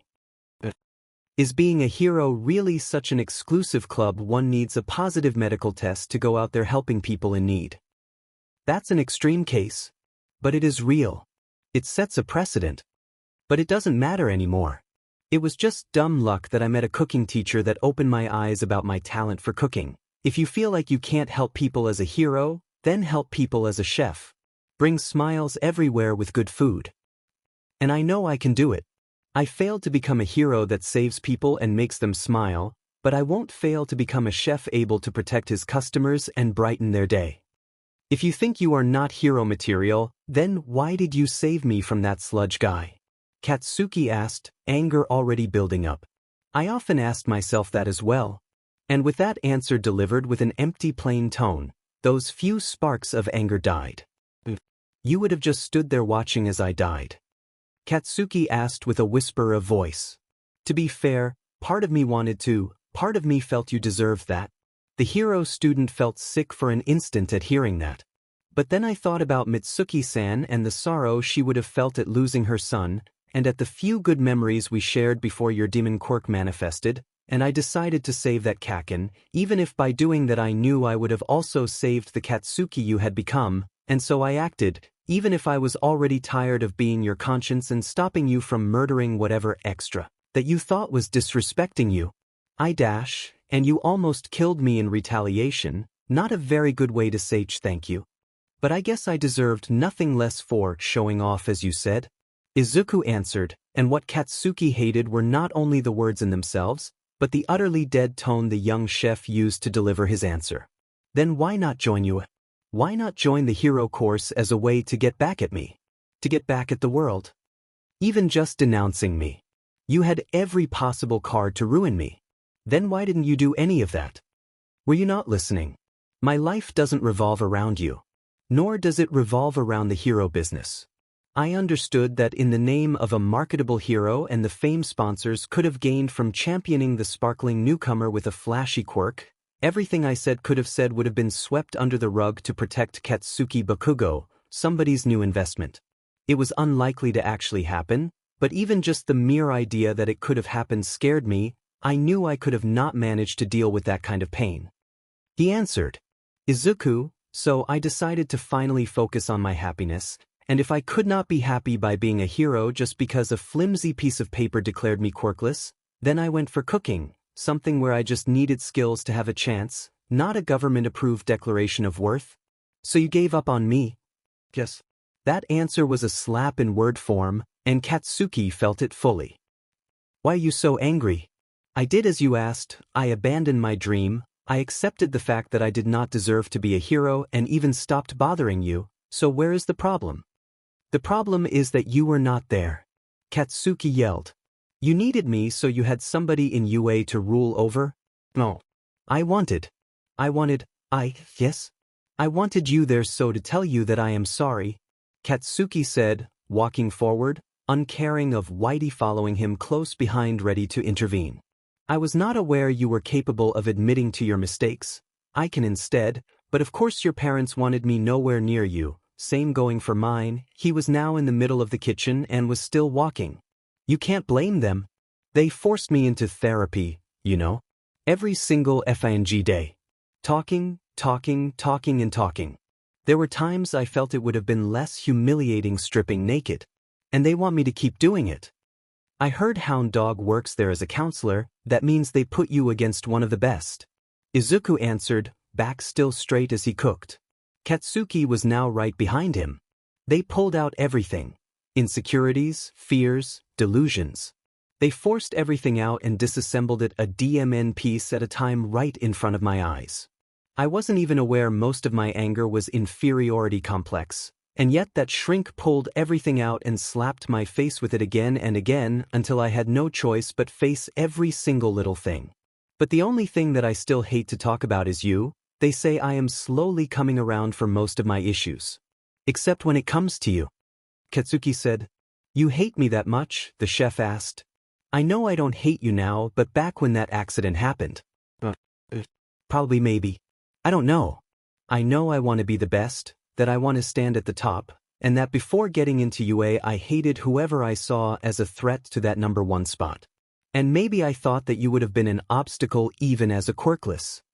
Izuku, look at me please, he asked. No. Don't. The chef said with a growl. You can't call me like that. You don't deserve to call me that. The hero student saw it, the faint shaking of the chef's shoulders. Iken. I said stop. Only my childhood friend can call me that. You are not Kaken. He died when that demon quirk popped up. Izuku said, now his shoulders were shaking heavily, and yet his hand movement did not get sloppy at all. I am still here. I'm not dead. Katsuki answered, forcing Izuku to turn around to look him in the. There were tears, yes, but they did not come down nor did the chef's eyes stop looking back at him unwavering. I only wanted you to believe in me. Nobody else. Just you and my mother. I needed no other support besides you and my parents. I thought that if you joined UA as well someday you would have not walked besides me, but forward, far. Farther than I could reach. So you pushed me away. That's all your excuse. You almost killed me. The chef asked. I think I preferred losing you on my terms, for something I did, than for what I could not do. And that attack. The suicide baiting. That is a crime, Katsuki. A disgusting crime. That was a mistake. I am not justifying myself. I am just calling it what it is. Something I did that I shouldn't have done. Sometimes I wonder how that and everything else I have done did not ruin my chances to get into UA. I wake up every DM morning in a panic and thinking they will burst through my door to drag me out and tell me it was a mistake to let me join their school. I am no idiot. I know that there is nothing I can say that will justify what I did. But I am still asking you to give me a last chance. I am trying to fix things up. Katsuki asked. You said all that without screaming or a curse. I am no one-dimensional idiot. This is a serious moment, he answered. You do know that nothing will ever be the same between us, yes? Izuku asked. It doesn't have to be the same, but it can be better, he answered. You are awfully optimistic. So there is no chance whatsoever. You almost killed me, Pusin, Kakin. Call me with that nickname at least, for old time's sake. I'll try. Now please, let me work. He answered, returning his full attention to the fire once heard the oil starting to become hot just right. I am serious, I just want a last chance to make things better. One last chance, then if it doesn't work, I won't bother you anymore. Forever. Do whatever you want, it's not like I ever managed to stop you from doing that. Nobody ever does. You'll see. Can I stay and watch? I will be quiet. If you have to, the chef answered, sighing. Thanks. Katsuki answered with a soft voice, for the first time in a long time. As he had promised, he just moved a chair in a corner and sat down, watching the chef work in complete silence. Even his own breathing could barely be heard, covered by the sound of the chef's tireless cooking. 2 hours later, 2 of the many dishes he made were wild boar stew with mushrooms and flecks of white truffle and wild boar chops with sweet potatoes, bacon, roasted figs and juniper sauce. And while tasting amazing, like Tetsu and many others openly and loudly declared, there was something wrong with all of them in Katsuki's opinion. Boar chop with figs and all boar stew with mushrooms for instance, how in God's name did that food manage to fix his broken arm and his other wounds?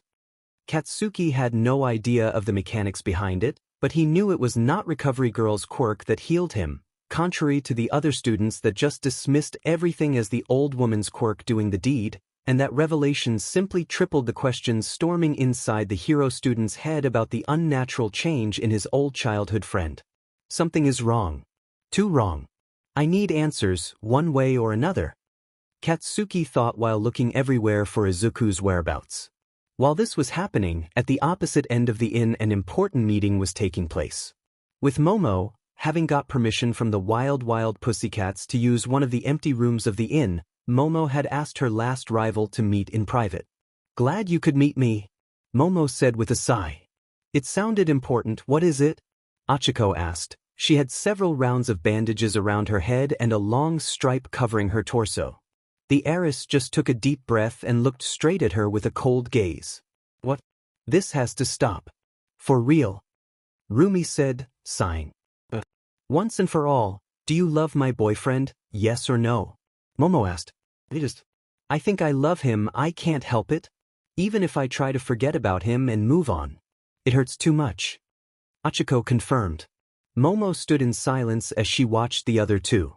I don't want to steal him away. Achiko said. Ichin.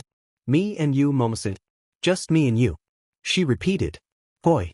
What are you suggesting? Rumi asked with a growl.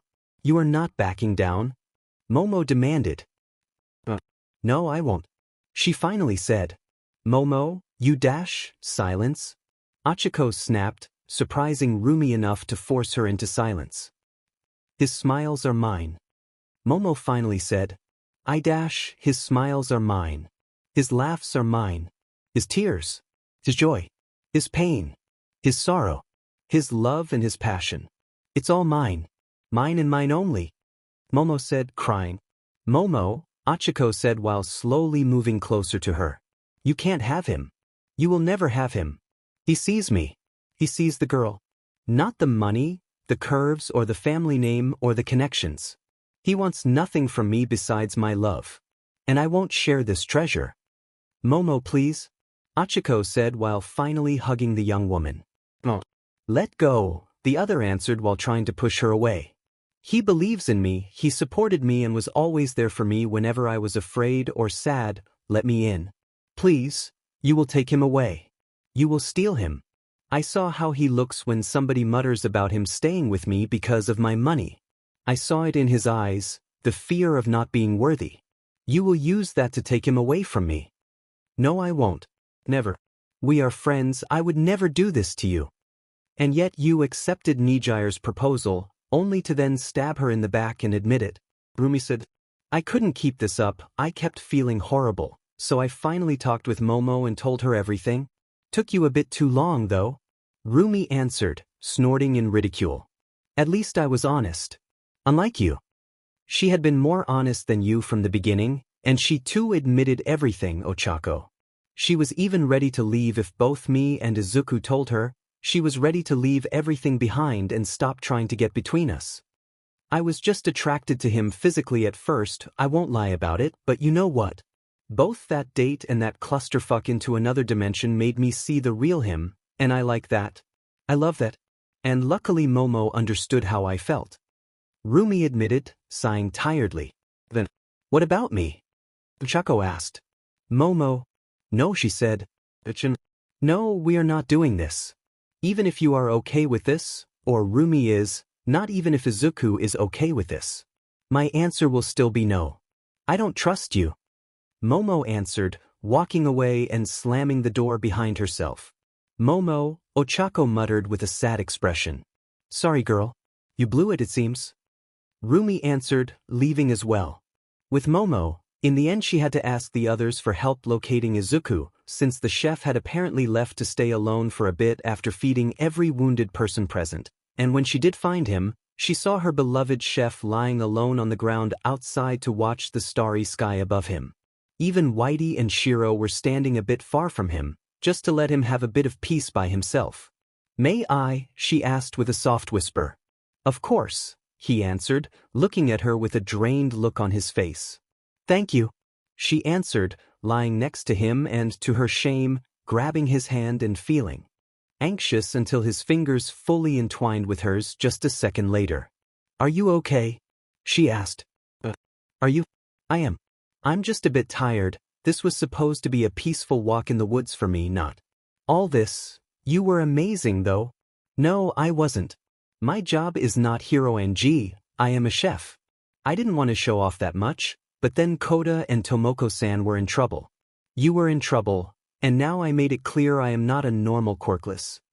Are you regretting our relationship? Momo asked. No, and you know it. God. Momo, he asked, turning on his side to look at her and going wide-eyed at seeing her crying. Look at me. Getting insecure about us at every bump on the road even after we made love. Am I really that scared of losing you? So DMN whiny. She said, both crying and smiling, while looking at her trembling hands. That fear is mutual, actually. You know this. Izuku admitted with a low, ashamed voice. I know, and it is not supposed to happen, she said, leaning closer to him. Love can is. Rumi answered, joining the scene and lying at Izuku's other side. Does every school trip of yours end with villain attacks? He asked while pulling her and Momo a bit closer and grabbing Rumi's hand in his free one. Don't know, it was not written in the pamphlets advertising UA, that's for sure. Rumi answered while leaning her head on his shoulder. We are 4-on-4 with this one, it is no longer a coincidence. Momo added with a sigh of dismay. Ooh, what? Both Izuku and Momo asked, curious at hearing the bunny girl's chuckle. Pago come out?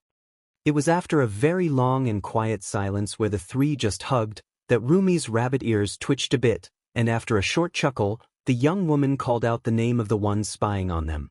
Ichie. Ochako answered, walking a bit forward to be seen by the small group. So you actually followed us? Momo said with her lips pressed into a thin line. I did. I decided that I'm not backing down. Not this time. All my childhood I accepted that there were things I could not get, or things I could not do. This time I am pushing back. She answered. I told you that you are not welcomed. Momo hissed. No can do. Sorry, Yamamo. I am staying. Ochako answered, not backing down. She instead walked to the group and sat on the ground and moved Izuku's head on her lap so as to gently play with his hair. Sheet. I should have thought about doing that. It's so fluffy. Rumi muttered with a frown. It may have escaped you, but he doesn't want you. He fully admitted it to both me and Rumi. Momo said. And I decided to ignore that, Ochako answered. You shameless woman. Momo hissed. Oka. Izuku said. I'm not leaving. For once I want to get something I want. I have been told no all my life, now I want to act spoiled at least once. I'll be your girlfriend, end of story. She answered, face red in embarrassment, but she still showed her determination. Pff. Rumi's snort was not what she expected in answer to her claim. Good God, that's the least romantic confession I have ever heard, and I watch some crappy soap operas? She admitted. It doesn't work like that. Momo said. Screw that. This situation went on for far too long. If somebody doesn't like how we resolve this, they can F off and die. Ochako snapped. Geez, sister. Relax. Rumi said, wincing. No need to be that harsh. Izuku added. For the love of God. There really is no escaping this, Achin. Momo said with a long exhale. Everything has been set in motion by fate for this to happen. Rumi answered while trapping the chef's left arm between her arms and their bodies. She then pressed fully against his side and started rubbing her cheek on his chest over and over, making him shriek in surprise. What are you doing now? Momo shrieked. I am marking him with my scent, so every beach he meets will know who he belongs to. She answered, unashamed. I don't think it works like that. He answered. No. You can't do this. He's mine. Momo answered. Can't smell you on him anymore. Just me. Can you please stop referring to me as property? Izuku begged with a shrill voice. We'll see about that. Momo roared back in answer to Ochako and Rumi's shameless claim, and did so by pulling him away from them and hugging him fully and using her being taller than him to pretty much wrap all of herself around him, even if it meant his head was buried in her BR. It was not like he did not map her body fully whenever they got NTMT. She used to have plenty of bite marks and hickeys all over her body to show it. As surprising as this sounds, I am objecting to this situation, he said with a muffled voice, although he also pressed his face a bit deeper still in Momo's heavenly bosom out of reflex. It was more Nijire's doing than fate, but I guess that fate too had a hand in this. Ochako admitted, sighing. Nijire, Momo growled, and to Izuku's secret joy, her hug tightened even more. I understand your dislike, or sheet, even hatred for her. But you have to admit it. A polycule between us can work. If we four put in the effort, it can work. We all are smart and responsible young adults, not kids. We can even set boundaries. I know it can work. Why argue and fight when we can all be happy together? Ochako said. You will steal Izuku away from me. For F sake. I won't steal him. Sweet Cheeks won't steal him either. We just want a slice of the beefcake too, goddammit. Rumi roared. No. Momo said, defiant. Momo. Ochako growled. Mine. Equal share, promise, she then said. No. You get 40% and me and Ochako share the remaining 60%. Rumi said with narrowed eyes. Deal. Momo answered. Momo. Izuku and the others yelled as one. I knew it. You just want to be his main beach. Rumi said in triumph. Not main beach. More like alpha female of the pack, she muttered in answer, ashamed. Ergo, the main beach of the alpha male of the pack? The rabbit woman answered, smirking. Izuku. Say something. Momo said, face neon red in shame, while looking down at her boyfriend's face deep in her cleavage to see him too blushing super red and being unresponsive. What have you done? You broke him. She shrieked in anger. Hey. I was talking about romance, not section. It goes without saying that as a man he would love to have fun with 3 girls, but romance is a bit more complex and important. Rumi answered. That's actually sexist against men, not all of us think with our D only. And I'm not that kind of guy. If this has to be a proper relationship, I want to court you two to see if it can actually work between us. I want to take you on a date. Talk sweet nothings while kissing and just spend hours doing nothing but cuddling and hugging. I want romance too other than wild SEC from this poly relationship. He admitted in anger and shame. It can. You know, we can do that too. We can go on a date, a real one, even if I may have considered our small adventure in that other dimension and that movie as dates too, Rumi said with a shy voice. Same here. A date sounds cool. All romantic and stuff, like a movie or an ice cream, sweeties. Ochako added, looking everywhere but at him to hide her red face. Momo just looked at them with narrowed eyes. Momo, Izuku asked, confused. One chance. I say we give this poly thing one single chance. But at one condition, no more backstabbing. Plans, secret alliances and whatnot. At the first misstep the deal is off. Just like I said to Rumi, this will be a test trial. Fair enough? Ochako answered with narrowed eyes. This is insane. Izuku admitted with a groan. Let's give it a try, even just to put a stop to this insanity. The instant you feel uncomfortable or you feel like you can't actually have a relationship with them, they will back off and leave us alone. Momo answered. I know I should feel happy about this, but it's just too strange. And that means you are actually thinking this through instead of letting hormones guide you, she answered, proud. Let's try. He conceded. Group hug. Rumi yelled in triumph. Hands where I can see them. Momo answered, as the first to hug the chef before the other two joined. Yeah, the four of them spent several minutes hugging in silence, each one of the four of them just enjoying, or trying to enjoy, the feeling of their group being that close. Spit it out, Momo. Rumi, eyes closed and happily sandwiched between Izuku and Ochako, whispered. You are enjoying this, isn't it, Aizu? Momo asked. I would be lying if I say I am not, he muttered. You do have feelings for Rumi and Ochako, isn't it? She then asked, making the other two girls tense a little. And for me? You still feel the need to ask? He answered, looking at her from above Ochako's head. A tiny part of me does, while the rest of me just loves hearing you say that you love me, Momo admitted. And I do love you. Good. So I can stay. Ochako said. She still has not torn your head off or mine, so for now I guess we can stay. Rumi answered. God damn it, language, Momo. Izuku said. I wanted to be your only woman. She said with a whine. Can still happen? Really? Rumi said with her ears pinned down. Come on. Ochako added. You just want his body. I love him for real. Momo said, defiant. Out of us three, you are the only one that actually got full access to his body once thrice. Momo said, actually smug about it. 3 times.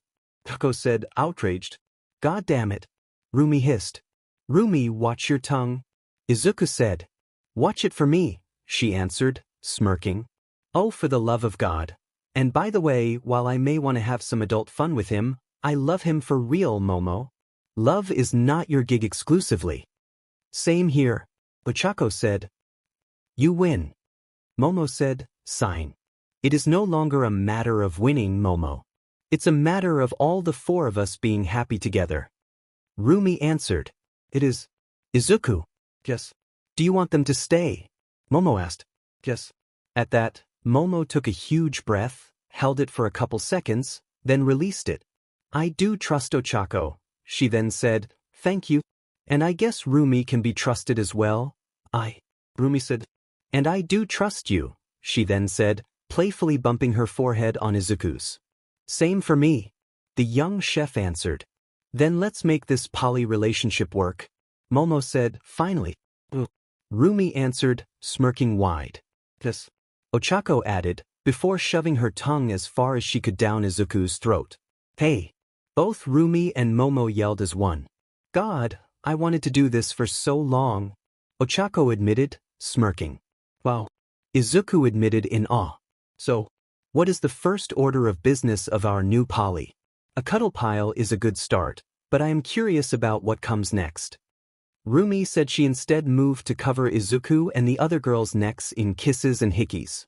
I just want to hug my man, the rest can wait. Ochako muttered in answer, finally relaxed and no longer on edge. I will soon need to get back home, sorry.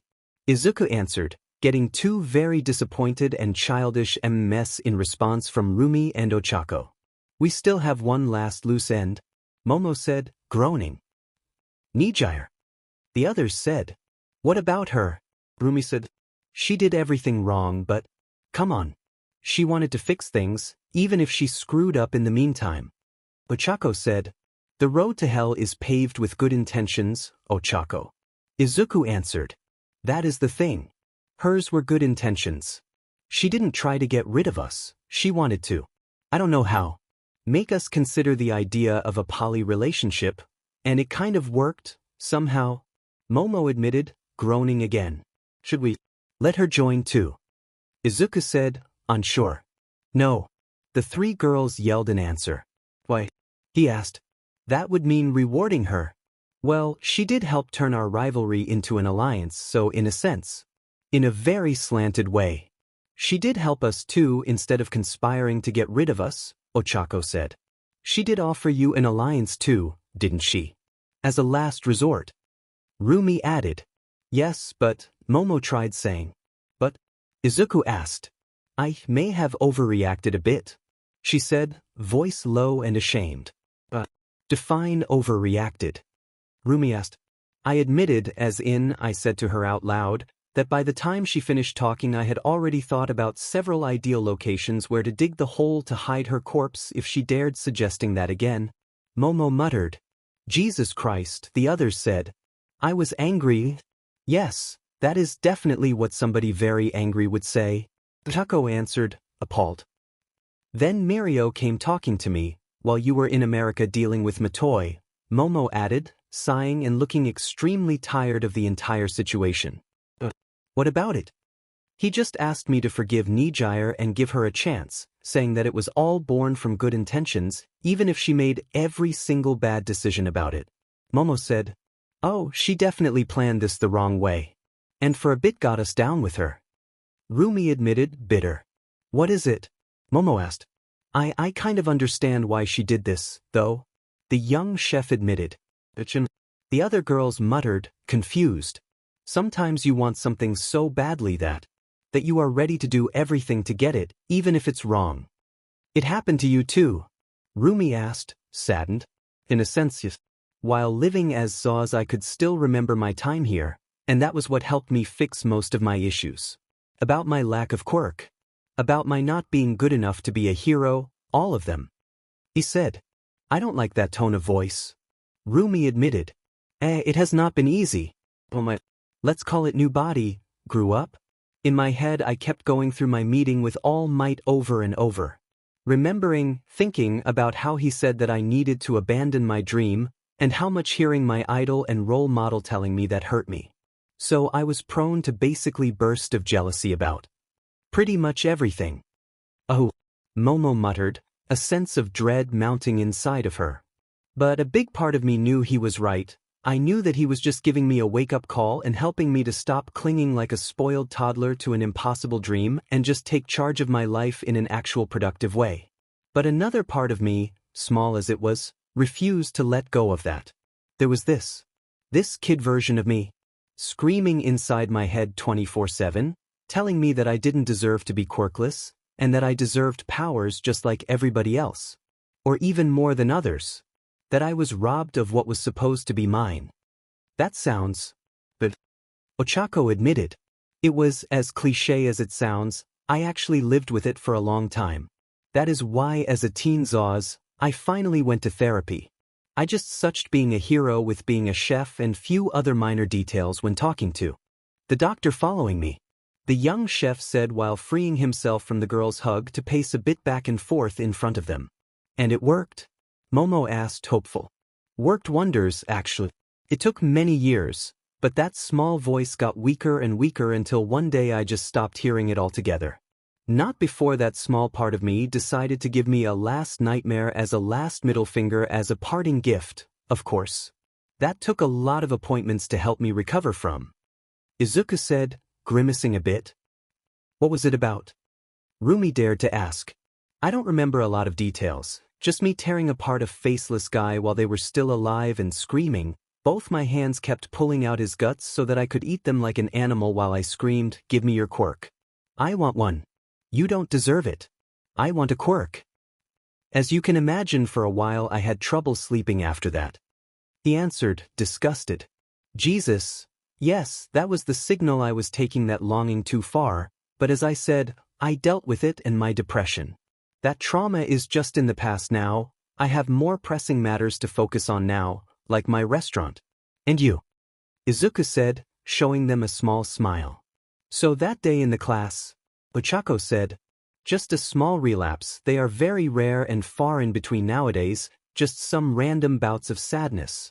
Now all of that, like the acknowledgement of my hero dream being dead for example, is just something I really don't like to talk about and would prefer to pretend never happened. Now I have plenty of good memories as a chef to drown those tiny bad memories with. He answered. And that reminds me I should probably contact Mr. Toshinori. It's about time we talk and bury the hatchet. He did nothing wrong, so holding a grudge on him feels wrong. He then added, thoughtful. Izuku knew it was not the man's fault. He had every right to choose a worthy candidate to pass his quirk to, and even if discovering that particular detail stabbed the young chef right on one of the scars of his childhood traumas, he knew holding it over the man's head was not the right thing to do, even if at the time that betrayal tore a hole in Izuku's chest. You do know you are not alone, yes? I am at your side. Your parents are there for you. Even my own parents are ready to lend a friendly ear to listen and a shoulder to lean on if you need. You took care of fixing your issues by yourself, and that is admirable, but asking for help never was something to be ashamed of. Momo said, I know, and I am grateful for it. He answered, smiling. I am here too, you know. Rumi said, smiling encouragingly. Same here. Ochako added, gentle and warm. And I am here for you if you need. I used to be told that I was a great listener. Izuku answered, chuckling a bit. Oh yes, definitely an old soul. Rumi jokes, and that finally broke the gloom that was starting to settle among them. My body is still young and full of boundless energy, though. Izuku answered. Don't I know it? Momo answered, laughing softly. Yes. Rub it in we. Ochako countered, groaning. He did that too. Multiple times. Momo, the young chef, begged in shame. In all seriousness, you think everything started from Nijire's own selfish wish, that she then tried padding by making sure we two took part? Ochako asked. That's my best guess. This polyamory was probably her way to lessen her guilt about wanting to get between us. Maybe she could not just drop it, so she resorted to another solution to silence that voice telling her to get me for herself. He answered, sighing. Instead of seeking therapy like you did to deal with your own, that voice. Momo muttered to herself, unheard by the others. If we all get together, nobody will be left behind. If we all are winners, nobody will lose. Rumi said, pretty much. It's messed up, but I guess that still made sense for her. Izuku answered. So you say that you still want to give her a chance, just because you want to believe she was just misguided? Momo asked. She is a good friend, a very good hero and an amazing person. Everybody makes mistakes. She doesn't want to ruin lives, she just went the wrong way to resolve an issue. Izuku answered. And that happens to be what Mirio too said. Pretty much. Momo answered, sighing. Feels like we are rewarding her, though. Who the F cares? Rumi answered, scoffing. Are you justifying her? Maybe I am. What about it? She loves him and did something selfish to get us into a HRM with him and her. She could have just sabotaged us to get him all for herself instead of making us join a group. But if that. Stop being so butthurt about it. I am not being butthurt. I am just not happy with the method she used, Momo answered. Ah yes, because if she walked up to us and said, hey, instead of arguing, why don't we share? We would have immediately jumped at the idea. Rumi answered, sarcastic. Well no. Things don't work like that. Momo conceded. Exactly. We are no saints either. We both tried going behind Momo's back too. Ochako answered. True. She admitted begrudgingly. This situation has no solution. Besides a colossal failure. Momo admitted, face-palming and groaning. If we take Nijire in the group, we reward her for her actions. Izuku said. If we don't, we get the poly she worked for, and she gets nothing. And listening to Mirio, she gets her heart broken again. Ochako added. And if we give her a chance, ideally somebody would say, act silly. She deserves the pain and misery. What? And keep whining because things in our life don't go as they want. Rumi said, annoyed. What do we do then? I can't decide alone for all of us. Izuku asked, opening his arms in defeat. Fine, I will take charge here. All on board giving Nijire a chance. Irene. Momo muttered, looking at the sky and shaking her head in resignation before surprising the others by being the first to raise her hand. Let the mastermind join the poly she started. F the naysayers. At least she did try to resolve things. Rumi answered, raising her hand. Don't drag the rant on too long. I say I too, by the way. Ochako answered, she too raised her hand. Izuku, Momo said. The young chef took a deep breath and exhaled slowly. I do care about her. He finally said, sighing. Going to take a while before she regains our trust, though? Momo said. True. But everybody deserves a second chance, and somebody has to take the first step towards that in this situation. Ochako said. Yep. Rumi answered. So we are all on board. As soon as feasible, we will talk with Nijire and see if she is open to the idea. It's her right to refuse at this point, even if she was the one to start this. Izuku declared, sighing. Yeah, I am okay with that. The sooner, the better. This mess has gone on for too long, Rumi said. Right? How long before you have to get back? Ochako asked. 20 minutes, more or less. Izuku answered. Then come back here, I want to cuddle with my boyfriend, Momo said, smiling and opening her arms wide. Our boyfriend? Rumi corrected her, chuckling. Yes. Just need to get used to this. Momo answered, shaking her head but showing a tiny smile and chuckling. Ooh, I can do that. He answered, chuckling. Warm and fuzzy, Ochako muttered, smiling wide, while basking in the group hug. It was like that, hugging each other in silence. Under the stars, that chef and hero student spent that small moment of peace, knowing full well that soon a new issue will inevitably pop up to bother him and the girls once again. Such was their life, apparently. UA University, Infirmary, the next day. This is ridiculous, Aizawa admitted while watching Recovery Girl cut away the bandages around Himiko's head. Toshinori's newfound health begs to differ, the old lady answered. One thing is that, the other is a complete rebuilding of a body with food. Tsukachi answered. It's not a full rebuild, the biggest thing will be her growing a brand new arm and eye from zero, if he manages to do it. The other limbs still had the bones mostly intact and just lost everything else. The organs too were untouched, besides some moderate damage to a single lung. All these things could have been fixed by my own quirk had they not happened to a single person all at once, except the regrowing of the arm and the eye. I can't do that. Recovery Girl answered. Still a big deal. The detective commented, rolling his eyes in exasperation. The students of Class 1A were also present, except for Aoyama that was still strangely absent, and together with them there were Rumi and Nijire. All of those students were standing in silence behind the trio as the old medic finally undid all the knots of the bandages. I must side with Naomasa this time. The damages to her body are just too great and widespread compared to mine. My damages had long settled down, hers were fresh and worsening fast. Toshinori, standing with the students, added. I had nothing to lose, so I am okay with acting as a test subject for this, Himiko answered, sighing. So, as long as she has regular doses of BLD to drink, she is not a psycho. Culinary asked. You dash, the girls yelled as one, horrified by his words. No, he is right, I was acting like a raving animal, and I know that no matter how many times I apologize, the memories of our fights will never go away. But I am sorry truly. The girl replied, eyes downcast. That's a bit too harsh, maybe?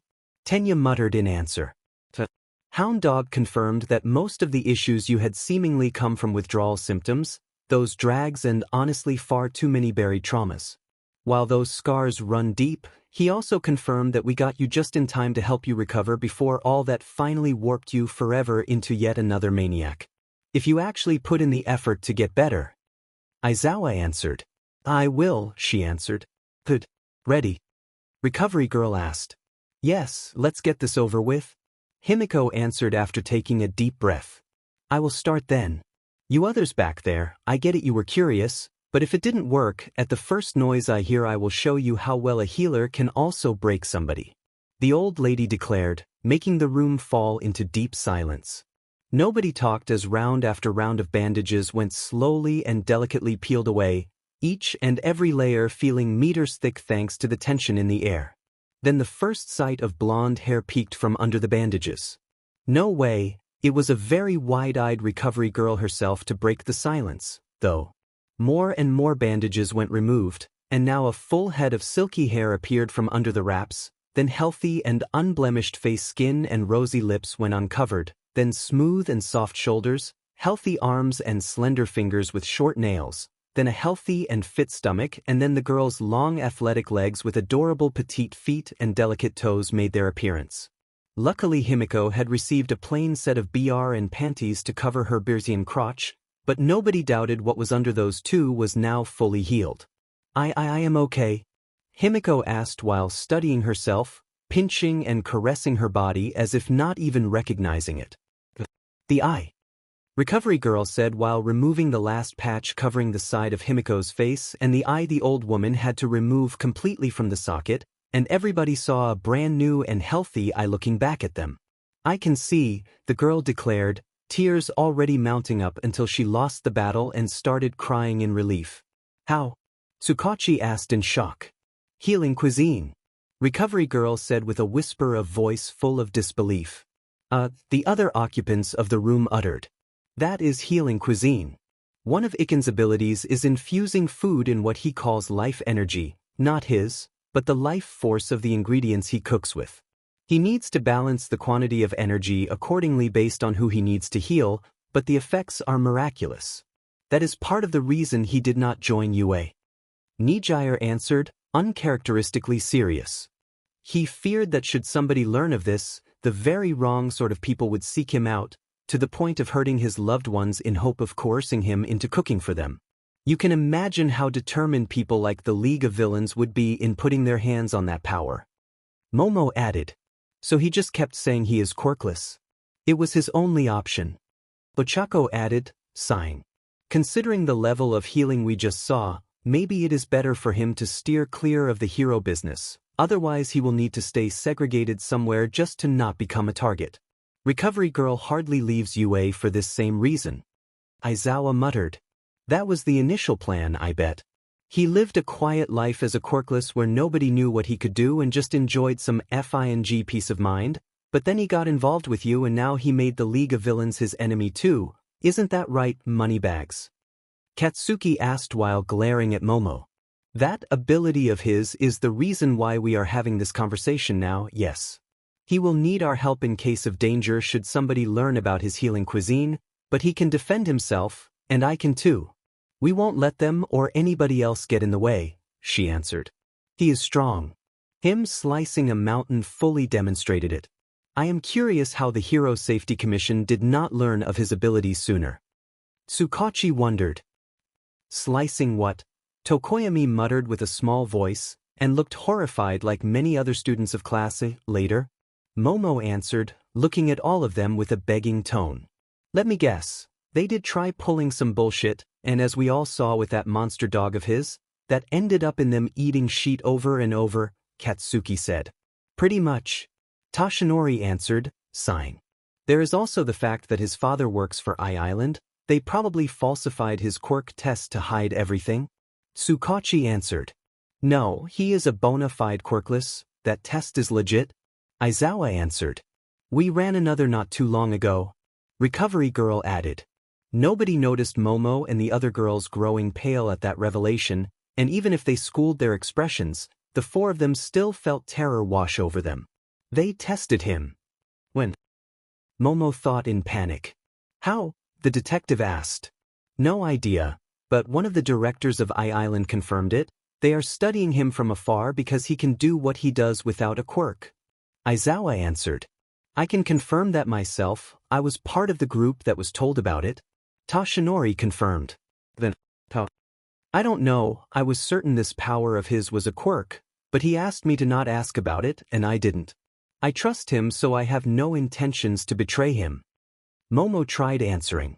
Tsukachi looked at her with narrowed eyes, because something made him unable to gauge if her answer was a lie or truth, but he could only feel something he could only describe as mental static noises, and he didn't like that.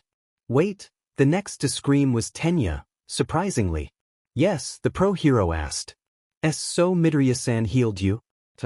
Yes, I was ill and would have died in a couple years. He must have learned about it somehow and decided to get back at me for my less than gentle words about the possibility of a quirkless hero existing by doing something a quirked healer could not do, and healed me. That stung, yes. Recovery girl admitted. And now he healed Himiko-san completely. Tenya asked. I need to run a few tests for the damages to her lungs, but yes, I believe she has been fully healed. Then my brother. Tensei, Tenya asked with cloudy eyes. You will have to ask him. Legally speaking, nobody can actually force him to heal anybody. He has not taken the Hippocratic Oath either, so you can't even try that angle. At best you can discreetly ask him for help and hope he agrees out of good conscience. My God, I hope so, Tenya said, walking out of the infirmary with his head held low and soon followed by the rest of the class. With Momo and the others, this went well. You think that lie will hold? Chaco asked. It's the most believable justification I could come up with to hide Izuku's abilities and their source. I am sorry, I didn't know they ran a quirk test on him again after the coma. Momo answered, sighing. It's okay, we'll make it work. Rumi answered, patting her back. So I can. Really? Nijire asked, unsure. You are on probation, Nijire-senpai. Me, Izuku and the others don't really trust you fully yet. But we want to believe you are trustworthy. Momo answered. I won't disappoint you. Nijire promised. You better. Rumi warned her. Thank you. So I can talk with him. Can I explain? Nijire asked hopeful. Once we're done here we will. Together. Ochako answered. Thanks. Moneybags. Yaoyorozu, a voice called out behind the four girls, interrupting them. Yes. Momo asked, curious at the usage of her actual family name instead of the rude nickname Katsuki had bestowed on her.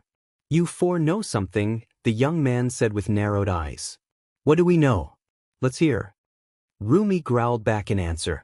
You obviously know something more about Izuku's sudden increase in skills. Katsuki said with crossed arms. You think there is some secret we are keeping? Chaco asked.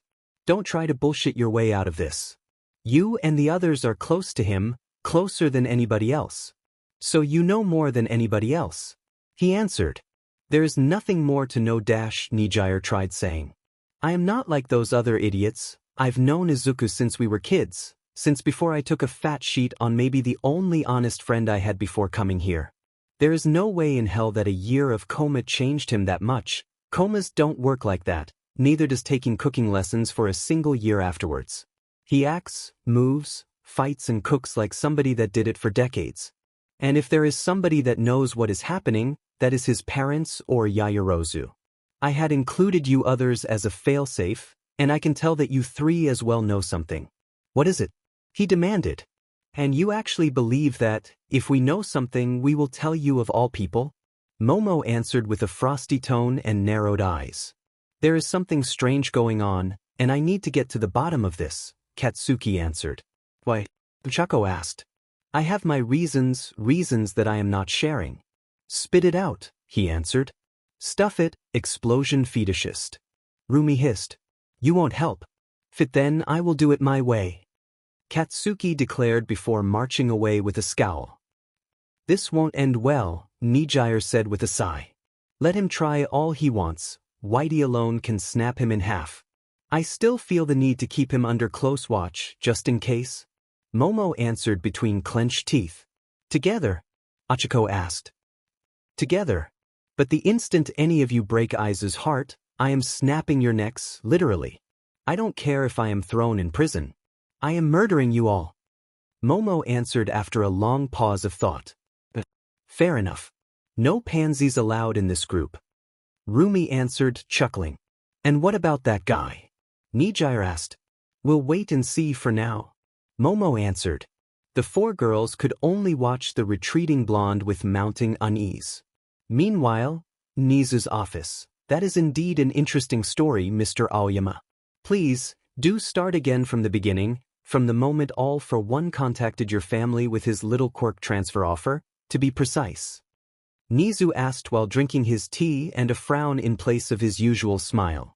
I, the normally sparkling boy stammered, overcome by fear and weighed down by the contraption power loader built to stop his quirk from working. It's for your own good, trust me, the Chimera said with a cold tone. When the hands of Vlad King and Midnight closed on his shoulders harshly, the boy gave a strangled whimper and started talking again, by now recognizing he had no way to escape this talk, and wondering who gave Nizu enough proof to have him outed as a spy. Secondary threat to the host dealt with. Should this not be enough, the boy's termination will be scheduled at the earliest convenience. The system declared, unheard by everybody, even Izuku. I'll make time. Interdimensional ingredients hunt.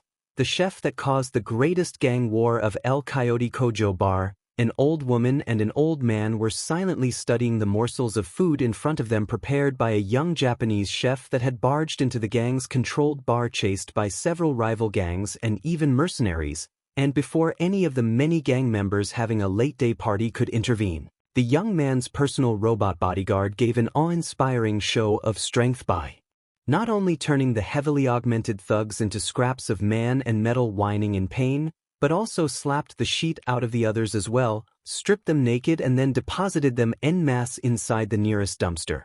It was technically a 1 vs 25 fight, and yet Whitey still made it look like a walk in the park no matter the fact that for an instant there were more bullets in the air than oxygen when all those guys tried shooting him, and yet the chubby robot came out victorious and without even a scratch.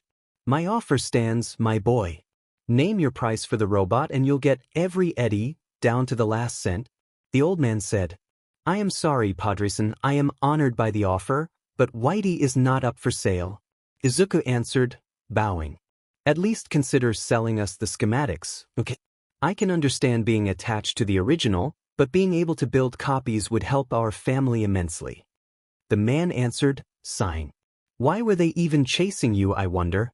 The bar owner said, impressed by the huge number of empty bullet shells her workers were still throwing out. Que diablos es ese puto robot? Cabron fue creado por el diablo, one of the guys brushing the floor muttered under his breath. I was sent here by my sponsor to hunt down and learn some recipes, one of which is the pollo guisado I was told you are very good at preparing, Miss Guadalupe. Izuku answered, sighing. Corpos these days, some people really don't know what to do with all their money. And those guys?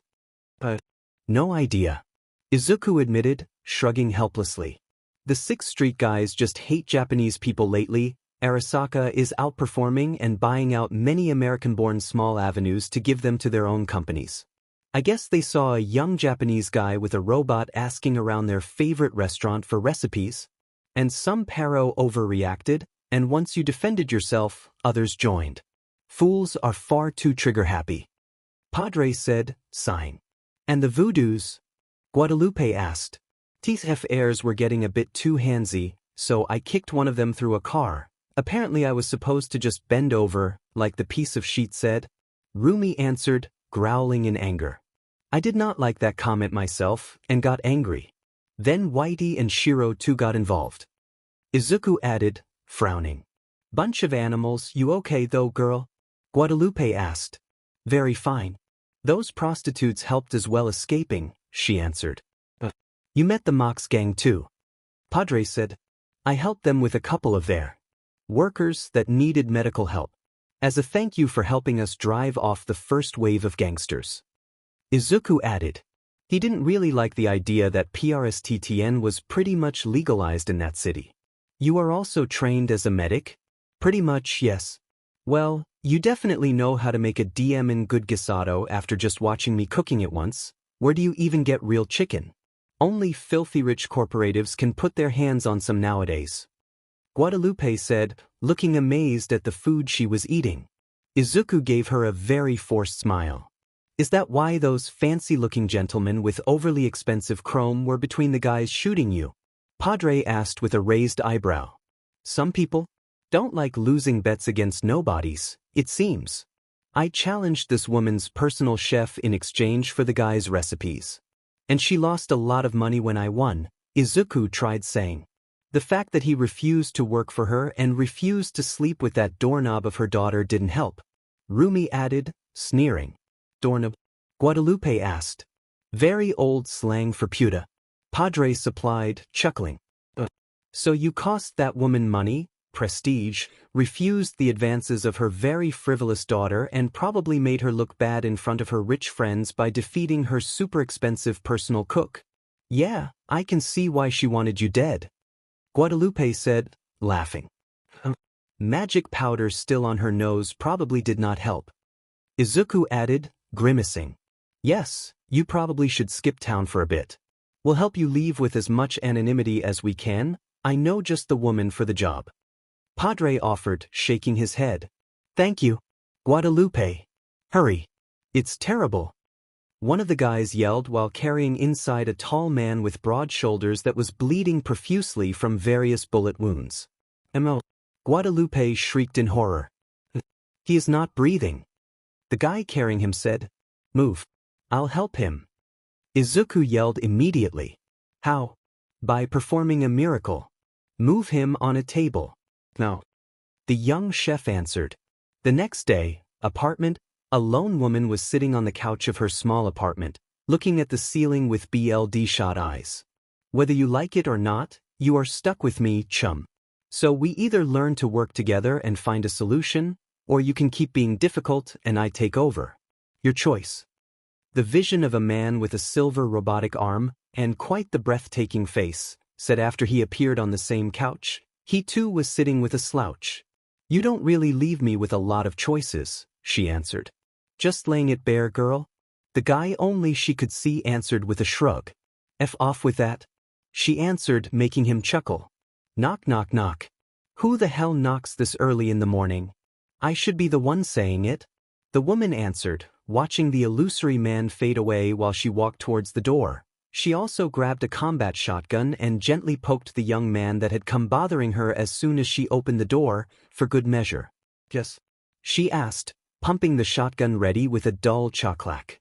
You people here have a very strange way to greet visitors. Izuku said, unfazed. It helps keep you alive. What do you want, kid? She asked, not removing the gun from the young chef's face. To her shock, the small, unassuming pet he had around his neck took offense to the gun and somehow took a bite out of it that only left the handle in her hands. The F is that thing? My boyfriend's pet. Can we come in? We were told you needed help. Rumi answered. Me. Oh. Victor sent you. Nope. It was Victor and me. The same tall guy Izuku pretty much pried out of Death's arms said. Jackie. The woman V. pretty much threw Izuku and Rumi aside to go check on her friend. You. Just some new bullet wounds and a new debt towards a couple ripperdocs for the new chrome, but I am here, V. Jackie answered, hugging the woman as hard as he could. How? I healed him. Izuku admitted, shy. He made a fainty miracle, V. And maybe he can help you too. I should be able to heal your brain in a way that will stop your new friend from taking over. But removal, that's purely mechanical, you'll need to find a solution for that yourself. Izuku answered. He can? V asked. I was dead, V, and yet he pretty much brought me back. Jackie answered. It was not resurrection, you moron. You were just in cardiac arrest for a minute or two. Rumi said, rolling her eyes. It felt like I returned from death though. He answered, laughing. You'll tell me everything later, now let's try this miracle medicine. Where is your office? Or any ripperdoc equipment will suffice. V asked. Not really, I just need your kitchen. Izuku answered, smiling awkwardly. The F dash. V and her holographic friend said at the same time. Well, besides the FING high criminal rate of this place, things didn't go too bad. Rumi said, sighing. The next day, Daka, boom, crash. Why did IF have to jinx it? Rumi yelled as bullets, grenades and even diamond rockets rained all around her and Izuku. Bring me the boy. He can heal cyberpsychosis. Do not let him escape. The guy in an expensive suit ordered from the Arasaka-branded armored car to the heavily armed guards around him. Yes, sir. Hermanos. Defend our friend from the Corpo Pigs. Padre wants him safely out of the city. The lieutenant of the Valentinos yelled while brandishing the golden gun in his hand with almost religious fervor. Our friend healed us in our time of need, now we'll help him back. Atreoic. The scantily dressed woman at the head of the attack squad fighting the voodoo gang yelled, shooting non-stop. Give us the boy. His powers over flesh will help us. And in answer one of the voodoos yelled back, brandishing a grenade launcher. I almost prefer having a woman chasing me. Izuku shrieked, and used the turtle walk as a shield to protect himself and Rumi from the hail of lead raining on them. There you are. I will add you to my SEC dungeon whether you like it or not. No D escapes me if I want it. You will be my new dog, even if I have to kill that bunny-eared beach you have with you. A young woman dressed in fancy clothes and armed with a duo of bright pink Uzi yelled, joining the scene with her own bodyguards. God damn it, why did I talk? The young chef shrieked in horror. Hide behind the car, chum. We'll take care of them. V yelled, pushing both teens behind her car while Jackie went nuts with his own weapon. V more enforcers coming from the right. I am back from the lands of the dead, Pendejos. Come and get some. I'm coming, the woman yelled. System. For the love of God. Where is that portal? Izuku learned those two dishes. Take us home. Rumi yelled, she and the young chef running with their heads low as gunfire kept turning the walls above them into Swiss cheese. I saw you turn your beach inside out when she got horny. I can do better than her. The psychotic rich girl yelled, while chasing them. I told you it was a bad idea. Izuku shrieked, and enlarging the walk again to use it as a shield. You did it during a sortie with the others too. They were making fun of me for not doing it yet. Rumi answered. Peer pressure is not an excuse. But you liked it? That's beside the point. Teleportation ready. The system alerted them. Good. Whitey.